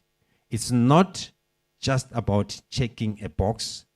Climate screening ensures that tourism developments align with sustainability goals, avoid maladaptation, and enhance long-term resilience. A second crucial indicator is the rate of sustainable aviation fuel adoption. As aviation remains one of the biggest contributors to tourism-related emissions, tracking the uptake of the SAF is essential.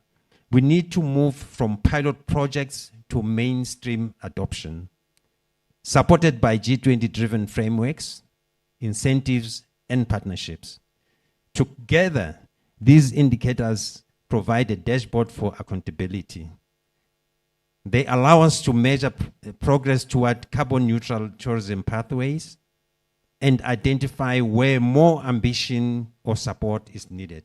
In short, what gets measured gets managed, right?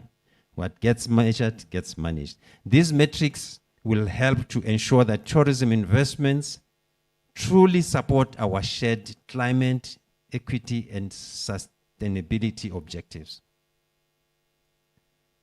One of the most tangible and impactful deliverables we propose is the development of the national net zero tourism roadmaps by all G20 members. Ideally, that can be implemented between 2025 and 2026. It's a short-term goal, but very impactful. These roadmaps will outline clear, time-bound strategies for how each country intends to decarbonize its tourism sector, covering transport, accommodation, food systems, infrastructure, and visitor management. Importantly, these roadmaps should be context-specific and inclusive. They must align with national climate targets under the Paris Agreement while ensuring that small tourism enterprises, local communities, and vulnerable regions are not left behind in the transition. By setting measurable milestones, such as emission reduction targets, sustainable aviation fuel integration, climate-screened infrastructure, and incentives for low emissions operations, these roadmaps become not only policy documents, but tools for climate accountability and investor confidence.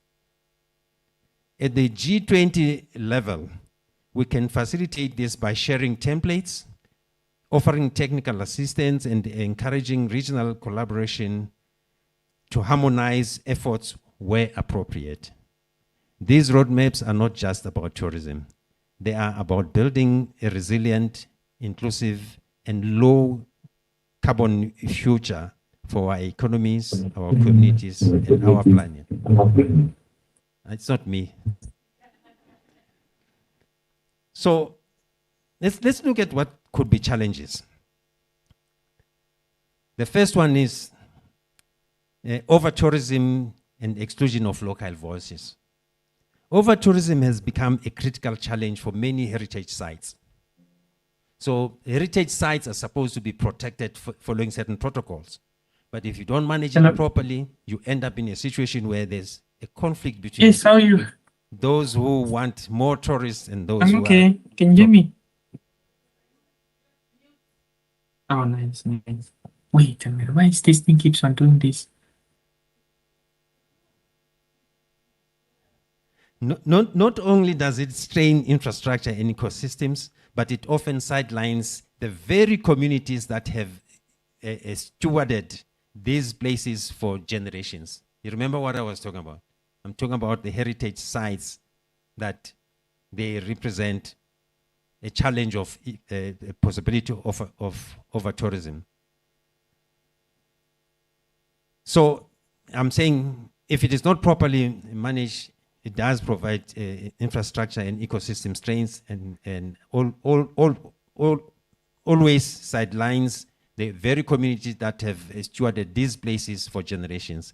Indigenous peoples and local custodians and who are frequently excluded from decision making and denied the benefits tourism brings. So that's the sad part. Their voices, their rights, and their knowledge systems are left out, undermining both social and justice sustainability. Why does it matter? This exclusion is not just unjust. It's also inefficient. It leads to environmental degradation, cultural commodification, and what we call benefit leakage, where profits flow to external operators rather than local communities. We all experience this. This undermines trust, erodes heritage value, and diminishes the resilience of tourism destinations. If we want tourism to support regeneration, we must first correct these imbalances. The G20 has powerful tools at its disposal. UNESCO's World Heritage Frameworks can be mobilized more actively to enforce participatory site governance. The African Union and other regional bodies have platforms and protocols that promote inclusive heritage management. Critically, the principle of EPIC, which stands for free, prior, and informed consent, must become a standard across all heritage and tourism investment projects. The G20 can set this norm by aligning investment, tourism, and indigenous rights policies. So some of the key deliverables, we believe that our concrete proposal is the rollout of co-managed heritage programs where indigenous peoples and local communities have an equal voice in planning, management, and protection of heritage assets. You all know that South Africa has 10 UNESCO heritage sites, but communities are probably excluded from all of these kind of things. These models should also include fair revenue sharing mechanisms, ensuring that tourism supports livelihoods, not just corporate profits. Co-management isn't just good ethics. It's smart policy for sustainability, cultural resilience, and local empowerment. What is the problem?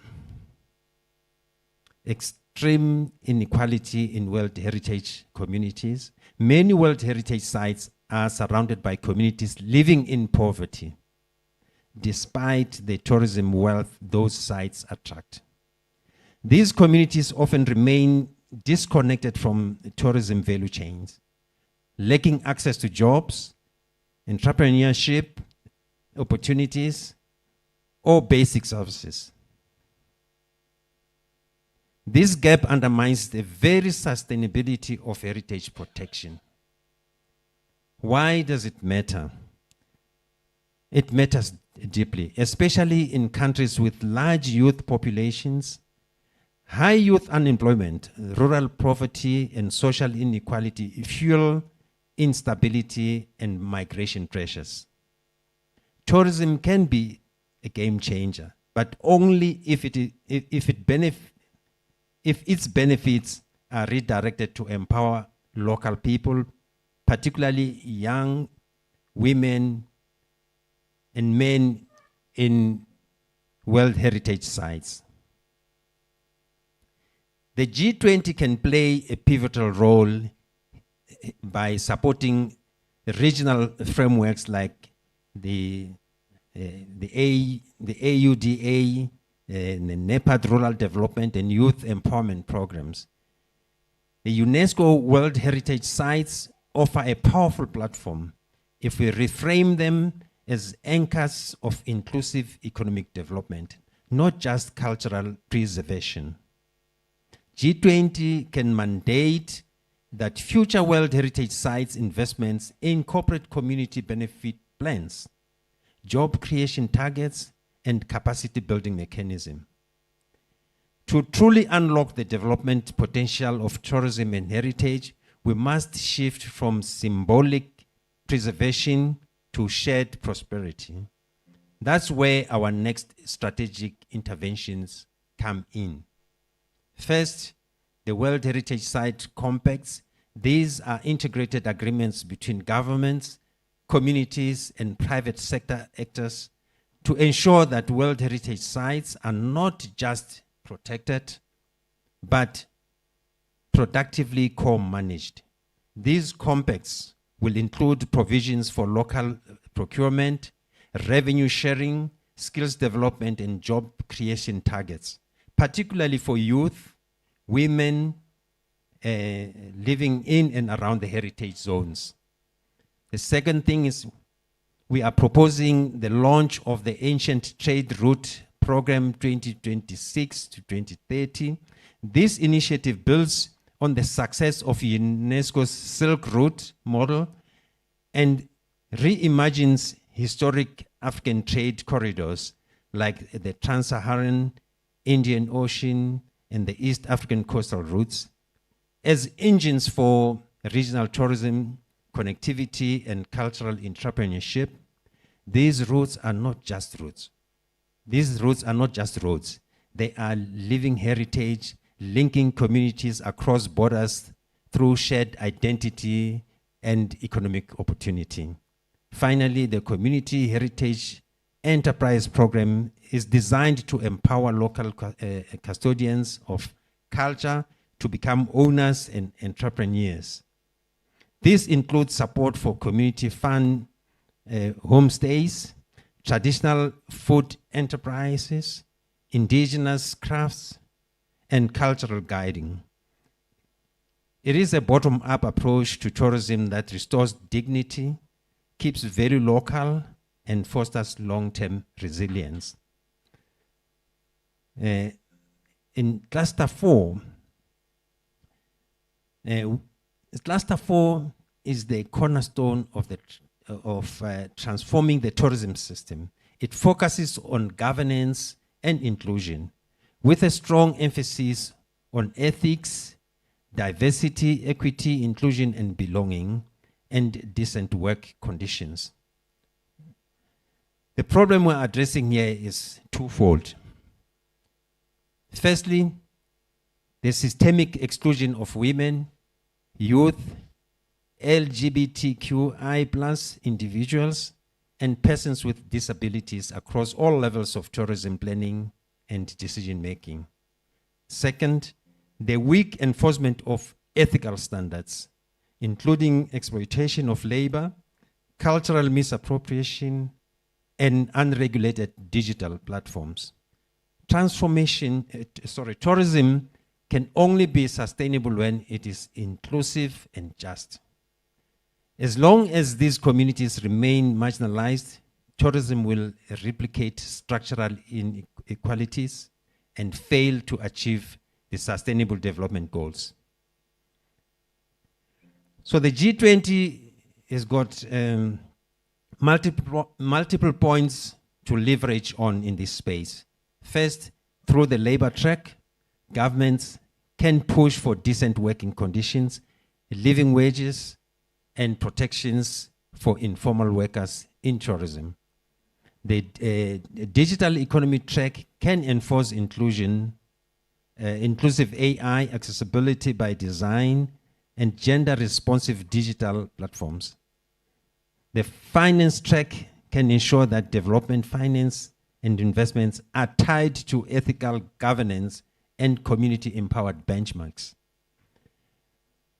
Our deliverables under Cluster 4 include the adoption of the DEIB and accessibility standards for the tourism sector, covering employment, design, communications, and safety. The establishment of Tourism Climate Resilient Fund that prioritizes women, youth, and indigenous-led initiatives. The rollout of regenerative tourism certification framework, incentivizing operators that meet high benchmarks on ethics, inclusion, and climate justice. This cluster calls on G20 members to walk the talk, to embed human rights, dignity, and equity at the center of every tourism recovery, investment, and innovative strategy. This final slide highlights one critical role of the African Union and its development agencies, the AUDA and NEPAD, in advancing the C20's tourism policy priorities, especially across Africa and other global South regions. The AU provides a powerful continental framework for aligning national tourism policies with the Agenda 2063 goals. The African Continental Free Trade Area protocols, and the Great Museum of Africa narrative. These frameworks go far beyond tourism. They encompass infrastructure, trade, youth, empowerment, cultural identity, and ecological sustainability. So in cluster 1, the AU supports climate resilience through the African climate risk insurance and mechanisms, green infrastructure financing, and integration of climate smart planning in transboundary tourism zones. In cluster 2, the AUDA in NEPAD promotes inclusive heritage management through its work on cultural corridors, indigenous knowledge systems, and co-management models for UNESCO sites. This includes technical support and funding pipelines for community-led projects that protect both heritage and biodiversity. In cluster 3, the African Union plays a strategic role in linking tourism to livelihoods, and an example will be the EFC FTA that enables local tourism MSMEs to benefit from regional markets, the Single African Air Transport Market, which improves air connectivity, and the AUDA NEPAD Youth Entrepreneurship Platforms, which help link rural and peri-urban communities to tourism value chains. In cluster 4, the AU is advancing the DEIB and labor mobility frameworks, capacity building for women, youth, informal workers, and digital inclusion through the Smart Africa Alliance. We also call for greater mobilization of the AFDB and the AUDA NEPAD financing infrastructure to support regenerative tourism investments. By now you know all these acronyms, right? This includes funding rural infrastructure, smart destinations, and cross-border cultural routes, such as the Trans-Sahara trade route, the Swahili Coast Heritage Trail, and the Great Zimbabwe and Mapungubwe Indian Ocean trade route. In summary, African institutions are not just the beneficiaries. They are drivers and co-designers of global tourism reform. The G20 must strengthen ties with the African Union and the African Union Development Agency, NEPAD, to achieve truly inclusive and place-based tourism transformation. As we bring together the 4 clusters of our policy framework, it is critical to understand the cross-cutting outcomes that bind them and amplify their collective impact across 5 key dimensions, which are in the economic area. Let me just go straight into that. Economically, the goal is to unlock more investment into MSMEs, micro, small, and medium enterprises, which are the backbone of tourism economies, especially in developing countries. These enterprises not only drive job creation, but also ensure fairer revenue sharing, so that the financial benefits of tourism actually reach communities instead of being captured by external actors or multinationals. Socially, we are committed to empowering historically marginalized groups such as women, youth, indigenous peoples, peoples with disability, and the LGBTQI+ communities. Tourism must become a space of inclusion and dignity, not exploitation.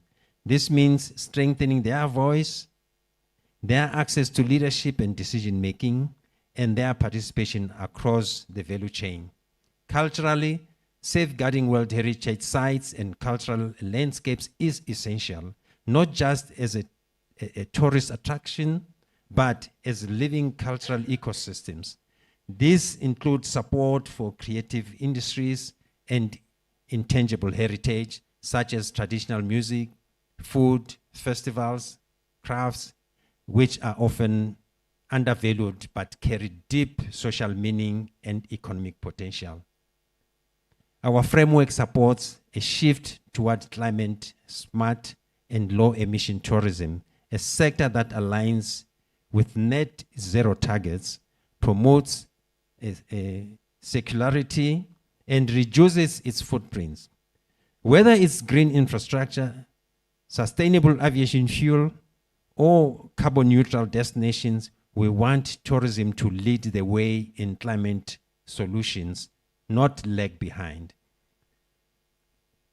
Politically, these cross-cutting outcomes strengthen the legitimacy of the G20 and its alignment with the UN Sustainable Development Goals.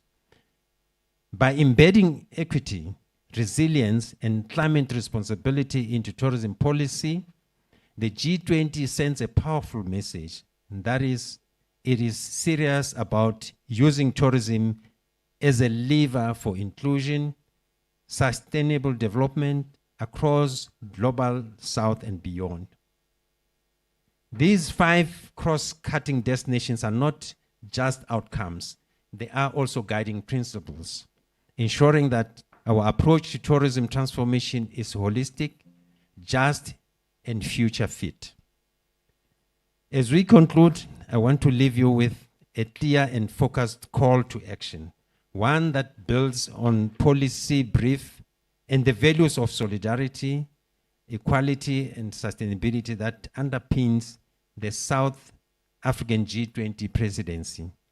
First, we call on the G20 to officially endorse Priority 5, which was about inclusive and regenerative tourism for people, planet, and heritage, to sit alongside 4 existing G20 tourism priorities adopted earlier this year in KwaZulu-Natal. This new Priority 5 reflects the voice of civil society and addresses the urgent need to protect heritage, include marginalized communities, and achieve climate resilience. Regenerative tourism systems. Without this 5th pillar, the architecture of G20 tourism policy remains incomplete. We urge the G20 to recognize and position the African Union and its development agency, NEPAD, as core strategic partners in implementing this agenda. Must be missing something here.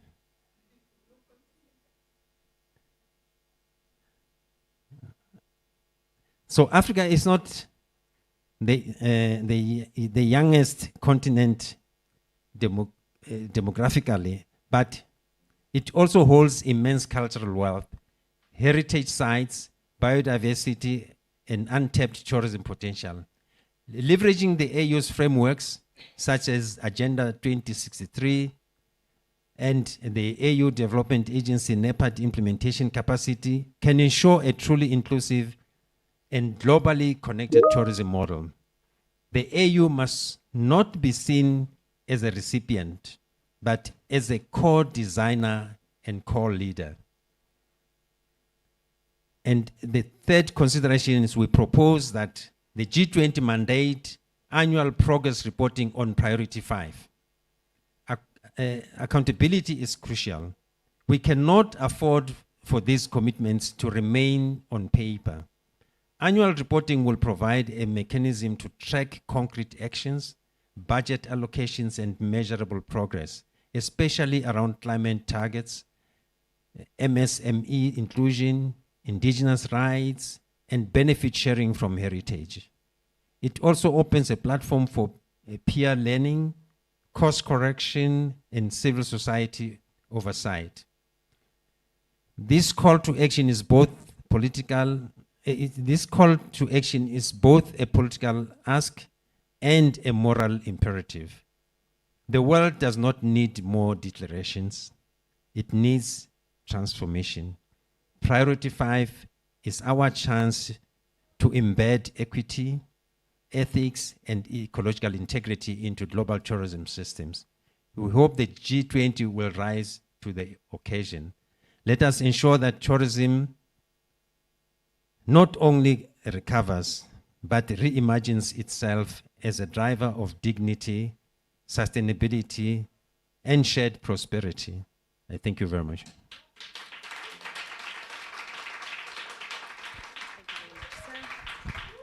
Thank you very much, Working Group 8. That was very well articulated and comprehensive.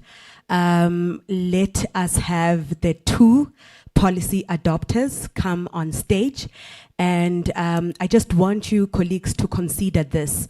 Since we have that 15 minutes of discussion, I was thinking let's have 5 people for each working group. We have 5 working groups that have presented in this podium. So let's just have one person to make a contribution so that we can manage time.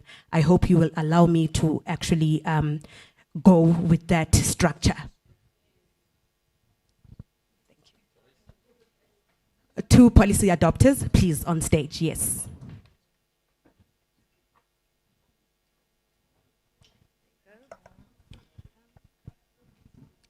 Good afternoon, everybody. All protocols observed. I am Nthabiseng Khafela from Raising Queens Foundation.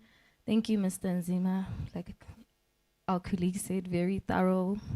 I accept the adoption. It was good. Well done. Can we have the seconder, please?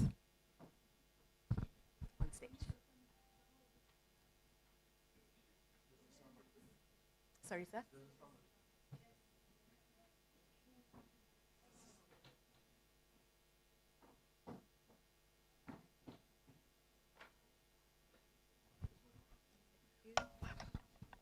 Good afternoon, everyone. My name is Mandy Swali.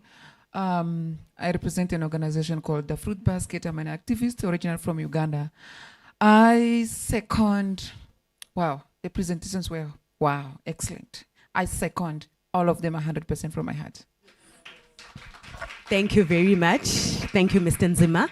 Now with that, the first working group that we had on stage was poverty alleviation and food sustainability. So can we have just one hand to represent that group for this discussion in particular? I know that there's probably plenty of people who would like to have contributions in all the working groups, but can I just suggest that we have those ongoing discussions when we have our lunch, because our time is far spent. So for working group 4, you are going, Mama. Please, you can come this side. And then for working group 5, yes, you can come. Working group 6, working group 7. It's working group 7. Yes, so you can come this side. Then working group 8, tourism. All right. So, all right, with working group 4. Okay, thank you so much. I'm excited about the work that we have done. I think we deserve a big round of applause to ourselves. To our facilitators, thank you so much for the in-the-table work you have done. On group 4, I just want to make an emphasis that I felt it's an omission on indigenous foods. I didn't hear us speaking to our indigenous foods as a sole food production for the world. And if we promote those kinds of foods, I don't think we'll have your COVIDs and all the other ailments that we're experiencing. And this emphasis should be within the issue of globalization and food security beyond 2030 to Agenda 2063, which should open markets to all the global south, where we have factories that are manufacturing our indigenous foods. So when you speak to the aggregation of funds, it should impact on that one broadly. So for Africa, the stage is yours. So we should see more activities in Africa that will be speaking to food security with focus to indigenous food and indigenous food production. The second one is the climate change, your mitigation, your all those kind of programs. My concern is that I didn't hear across the 8, how are we going to recover the funds that are coming through carbon emissions? Because all these huge companies, when they have come to invest on country A or country B, they don't come back to do rehabilitation of the soil, rehabilitation of the air, or any of those. And as a result, we are losing a great factor in the sense that they go back with all the monies that have been generated in all the countries. And if you look into the global south, which is the entire continent of of Africa, including your South America and others, you find that those countries have suffered a loss in terms of land regularization and all those kind of factors, and including the issues of climate change and the issues of pollution, where we are supposed to be paid those monies. I don't know who receives it. And I don't know if any of these organizations that we are running today, any of them have been a recipient of the mining challenges that we're experiencing, the pollution that we're experiencing through fuelology and oil and gas manufacturing. So something needs to be said, and emphatically so. And we cannot leave the conference without that adoption to say how are they going to pay us back as countries that are incurring the loss. We are suffering the zamazama end, because we do not have a recovery program of these funds that we are losing through those processes. So we should to do the tracking. On issues of mitigation and early warning system, that was very eloquent.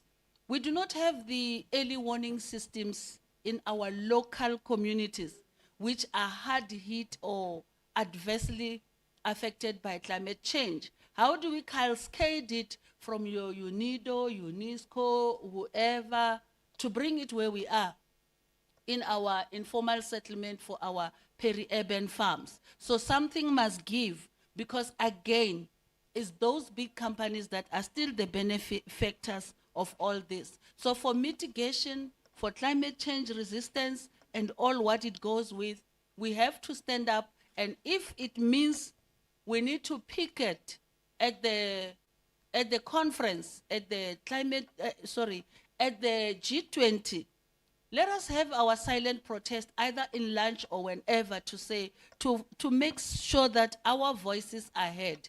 Especially that you mentioned it very well, Queen or Princess, to say our voices are muted by numbers and funding. So we need to find a way within the spaces. Since they are limiting the numbers to be inside the conference, our colleagues can picket silently outside, just to pledge solidarity to the comrades or the compatriots that will be inside the conference and making that.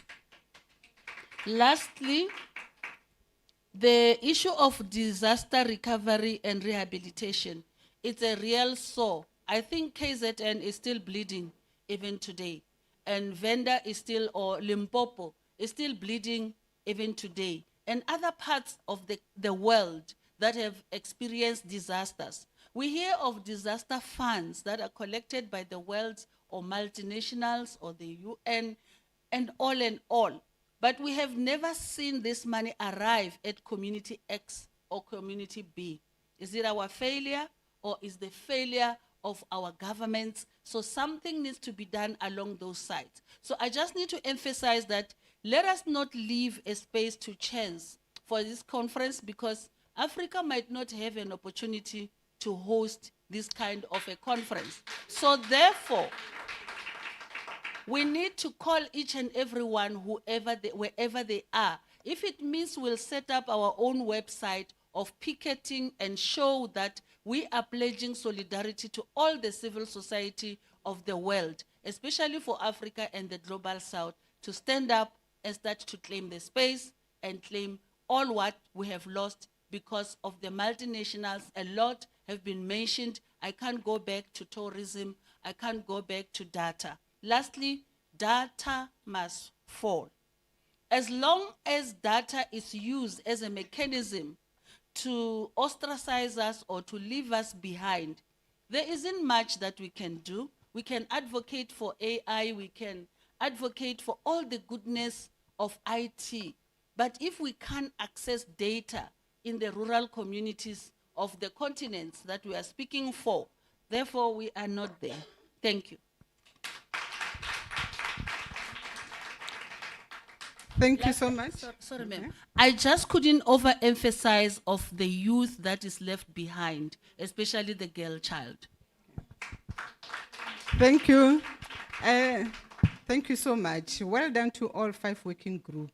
And I'm going to read a statement, and I think it applies to all working groups.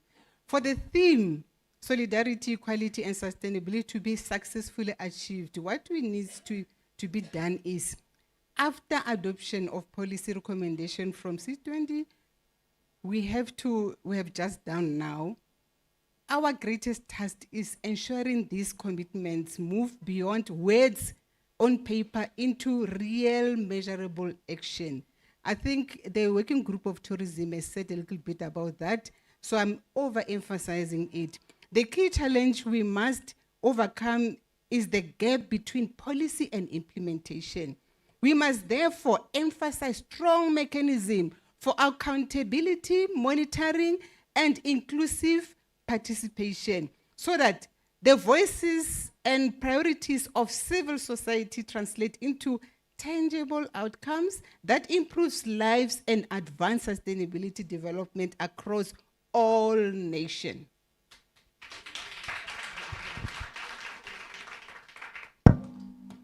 Thank you, colleagues.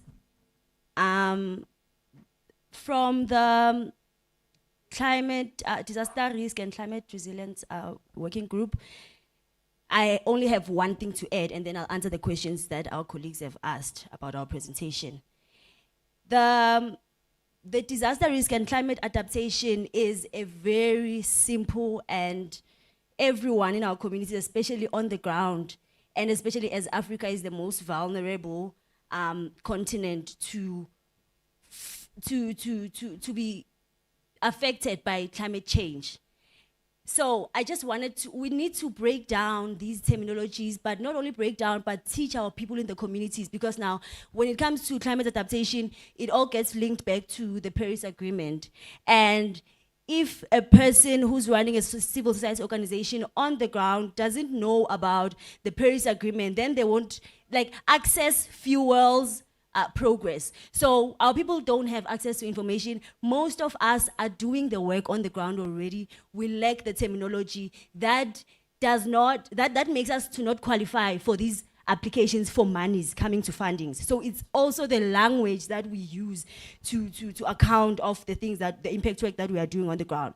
So I'm going to go to the questions. There's a question that how do we get funds from all these companies? How do we get our money back? Do we have recovery programs? What's the plan for the lost funds? So we have the corporate social responsibility initiatives. So all these big companies that are foreign originated, but operating in South Africa or in Africa, they know they have rules and regulations. They have policies within their companies that have to do with CSRI and ESG, which says that how do you take care of the people within the company that's working for you and the surrounding community? How do you... We see examples of that through internships. When you see companies offering internships, it's because of that sometimes. When you see companies saying that if a member of the family or a member of one of our employees, if one of our employees passes away, we'll take the son or daughter. That is CSR and ESG. But now, here's the trick. We are not getting those monies because we do not know which department to go to within those companies. We do not even know that there's these things that are existing. These companies know, but Tuli Lynch. That's the truth. We are on the ground. We have access to the ground. We know. We have beneficiaries at the Africa Sustainability Initiative. And we literally tell our people that say this. We write emails for them, copy and paste this, and then send another email to someone else, write your own thing, you get rejected. With us, so there's a huge gap with access to information. So as soon as we have, so part of that recovery program is then involves your UNIDO and your AU NEPAD. These funds are there. Even now, there's a fund that's open from the AU NEPAD for tourism and for climate adaptation. If you wanna develop land, minimum is $5,000 US. But then now, it's all in how do you account for it. But when you look at those things, they are very easy. You know, for an example, with climate adaptation, I just want to make an example. Let's say maybe, okay, so there's areas that we've tested. It's the city of Ekurhuleni. There's Carnival City, which is a big casino. And then there's informal settlements not far in Brakpan, the plastic city. We've been reading about it in the news now. So now, you get that the company must make sure that no unemployed graduates or the cleaning campaigns or the businesses that rise from around Carnival City, they are able to go to Carnival City to a designated department to get even assistance. Sometimes you get that there's even free courses that have global standards. But now, where do our people get these things? Yes. So now, I feel that in our presentation, we must emphasize, along with tourism, that if we could have just transition centers, then we'll be able, something that is monitored is manageable. So if we have these centers, then we can combine information or distribute solid information, use those centers as solid channels, because you won't die by sharing this information. I get it for free, that's why I pass it on for free. So, but then now, because also there's a huge disconnect between the government and the private sector, and the government from national, provincial, and to local municipality. Even now, our people don't even know about these things because local municipality is a mess. So, and even now, we can be in these meetings, but then our Gauteng tourism, for an example, Gauteng tourism, the department for provincial, they are going to host their own stakeholder engagement. They are going to have different plans from your presentation. I always fight with them, believe you me, colleagues, because now we are confusing the civil society. We come, we say, C20, this working group, we go to communities, we say, you don't have to belong to an LTA to be involved in sustainable tourism. You don't have to own, or maybe to be a doctor or to be a big person within the community for you to come up with climate adaptation methods or strategies. Because then we usually see that civil societies are actually the backbone, have been keeping our African communities input, right? So now, most of the time, typical example for climate adaptation strategies, when it rains and kids have to go to school, in townships, there is always that bridge that's always filled with water when there's rain. But then you'll see the civil society members, mothers, fathers, would come and put stones there, would come and make sure that the children jump. Those adaptation, if we that have access to this information that, but then there is this course on climate adaptation, is for free. Get our people in our civil society organization or in our communities to do those courses. That is also where the unemployed graduates come in, because they are mostly the ones that, so most of the time, according to our research that we've done on the ground, is that civil society organizations are mostly founded by elders, but then they have unemployed graduate kids. And when we go to these meetings and with these projects, you find a mama or a baba being like, "Hi bo, umntana mubuye China, bekayenza food science or whatever." And I'm like, "Hi bo, we need smart agriculture. You know, we need your expertise." And you already have someone in the household that's in a civil society organization. So I really think that we need to emphasize the Yama centers across Africa. Because now, another thing with the money problem is that with the Paris Agreement, we are seeing that countries and regions, some are getting the money, some are not. Some say they deserve more. But then with Africa, and we are the most vulnerable. You see, even now, there's a lot of developments that are happening. Rural areas have untapped resources. They are developing them into learners.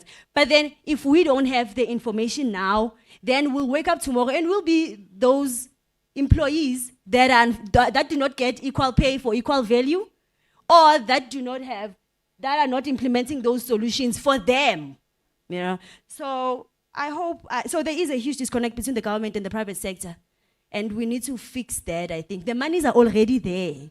We need to also submit for the National Adaptation Plan of Action for us to get that money for climate adaptation, for those sustainable development, sustainable tourism facilities and stuff.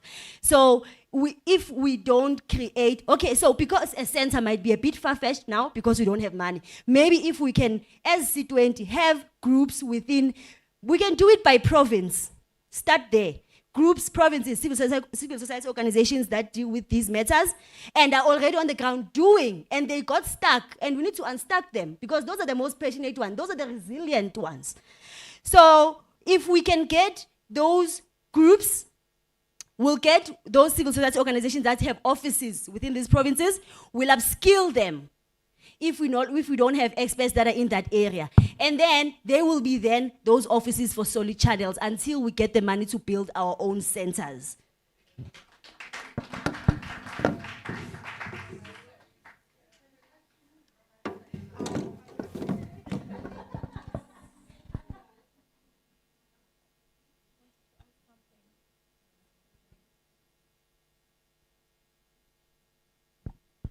Okay, good afternoon. I get batho ba Limpopo ka mo.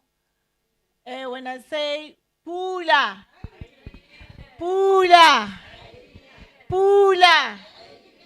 Okay, libitso la ka ke Princess kwa ha mojaji ba ne se ba pula.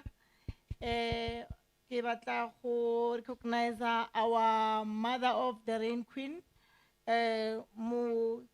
Mujaji Mukoto, which is the mother of the Rain Queen. You know that the biological mother passed on, but there is a mother who raised the child when the mother left the child. So I just want to recognize it because I'm going to speak about the indigenous and also about the culture.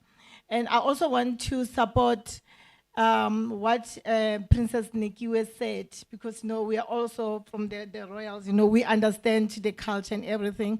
So I represent KEMSA, which is for education. So what I want to say, okay, let me start by this. The gentleman who was here, I forgot his name, who was talking about the tourism. I want to say that to you, thank you so much. I'm going to touch into that a little bit. I want you guys to come because we have something like 100 hectares that side, which are dry. We actually need some funding. We need some project that side. We have something like 15 like things that you can do in mining. So so we would love to have people who can come that side, especially when now that G20 is coming. Can you please come and look at Limpopo? Limpopo, we have land. Princess Nikio was talking about the land as well. So now I'm going to talk about the education because Dr. Nikio was touching on Ubuntu because I think now lately, the Ubuntu is gone from the people. We have to emphasize this into our children, even in schools. Like lately, we can see that there's no Ubuntu anymore. We are so divided. We are so divided as people. And I actually want to say that let's champion our traditional values and practice in raising our children and sisters and brothers by embracing Ubuntu and teaching our young ones the importance of respect and empathy and kindness. We can create society that values and promotes healthy relationships. Because if you can look lately, there's so many violence and GBVs and so forth. It's because of, I think we have a disconnect from the roots. We have to understand our roots. And, I also sometimes, shift the blame to our education system whereby we don't teach learners in schools about our roots. You know what, a lot of children, they've actually disconnect from their roots. They don't know where they're coming from. They don't know the values. That is why even I'm going to talk about the dress code. If you can see, like now in the township, if you can check the child from the rural areas and the children from the township, you know what, you can see a total different child, especially in coming to respect. The children from the rural areas, they still have that respect compared to the children from some of them in the townships. Because remember, in the rural areas, they still stick into the olden days. And I want us as parents to teach our children, to make sure that our children, they understand our roots. Because once a child can understand the roots, they'll be able, you know, to enable whatever that is happening, especially in the township, this killing, these drugs and whatever. Because like now, this G20 is bringing in the funds. And now, Dr. Nikiwe, what we need from you guys, because you are our leaders now, we are looking at you guys. Can you please help us to have projects? We can put those projects in the villages, because our villages, they are so dry. We need those projects in our villages. We want to create jobs. Most of the people, they leave the village, they come to Gauteng, especially Gauteng, because they believe that in Gauteng there's everything. We leave our things there, our roots, we leave everything, you know, in the villages. The agriculture is that side. But at the end of the day, we are coming here, all of us. And I want to talk about, also, I want to emphasize on this thing of food. Princess Nikiwe was talking about the food. You know what, I want to emphasize on this, on the medication. Why are we moving away from using the herbs? People, they believe like herbs is something that they bewitch. They're using the herbs to bewitch. Remember, we have organic, especially like food that is coming from Limpopo. It's organic, guys. Now we are busy eating processed food. We have food that side. You know what? We have land whereby we can plant, we can have herbs. Now people, you know what? We have to move from the pharmaceuticals. We need to go into nutraceuticals, whereby, like lately, people, everyone who's got a headache will rush to get a Disprin, will rush to have a tablet. Guys, can we please try and have herbs? Can we take herbs so that we can go back like olden days? Remember the olden days people, they used to be strong. Lately, there's diabetes, there's all this sort of sickness.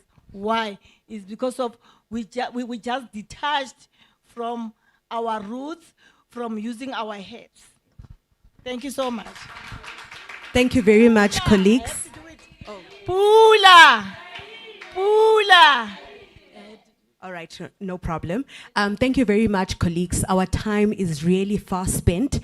We have lunch that is offered just outside this room. Enjoy, and if you have any further communication and contributions, this is the time for you to network and engage. Thank you.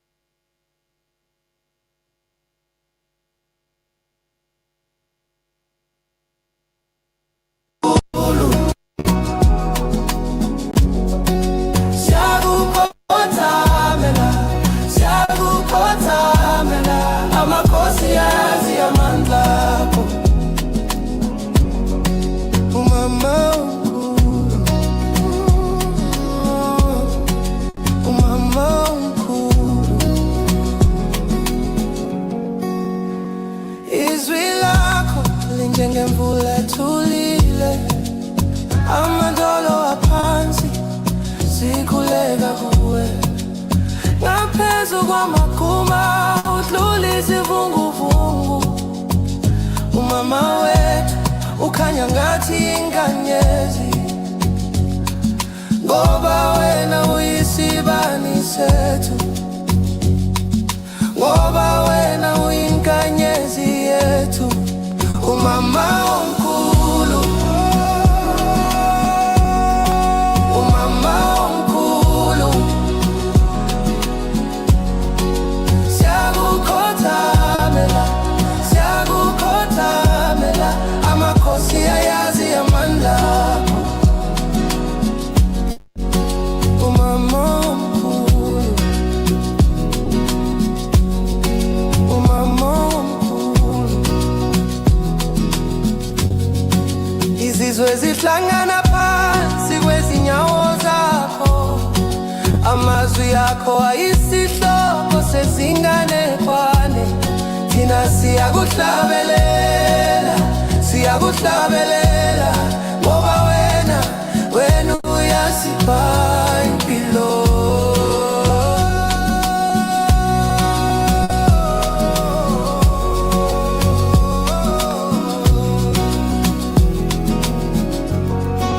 Umama omkhulu.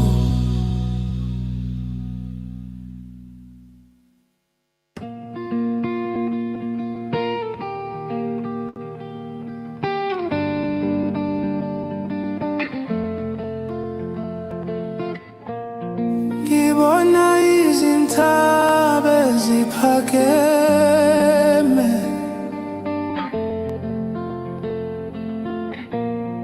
amazwi aphakathi kimi ayangidonsa, ngizoyiphula imigokro yami, ngizokhanya njengenkanyezi esiphakaphakeni, ngikhuluma namaphupho wami, ngiyakhwaya kodwa ngikredi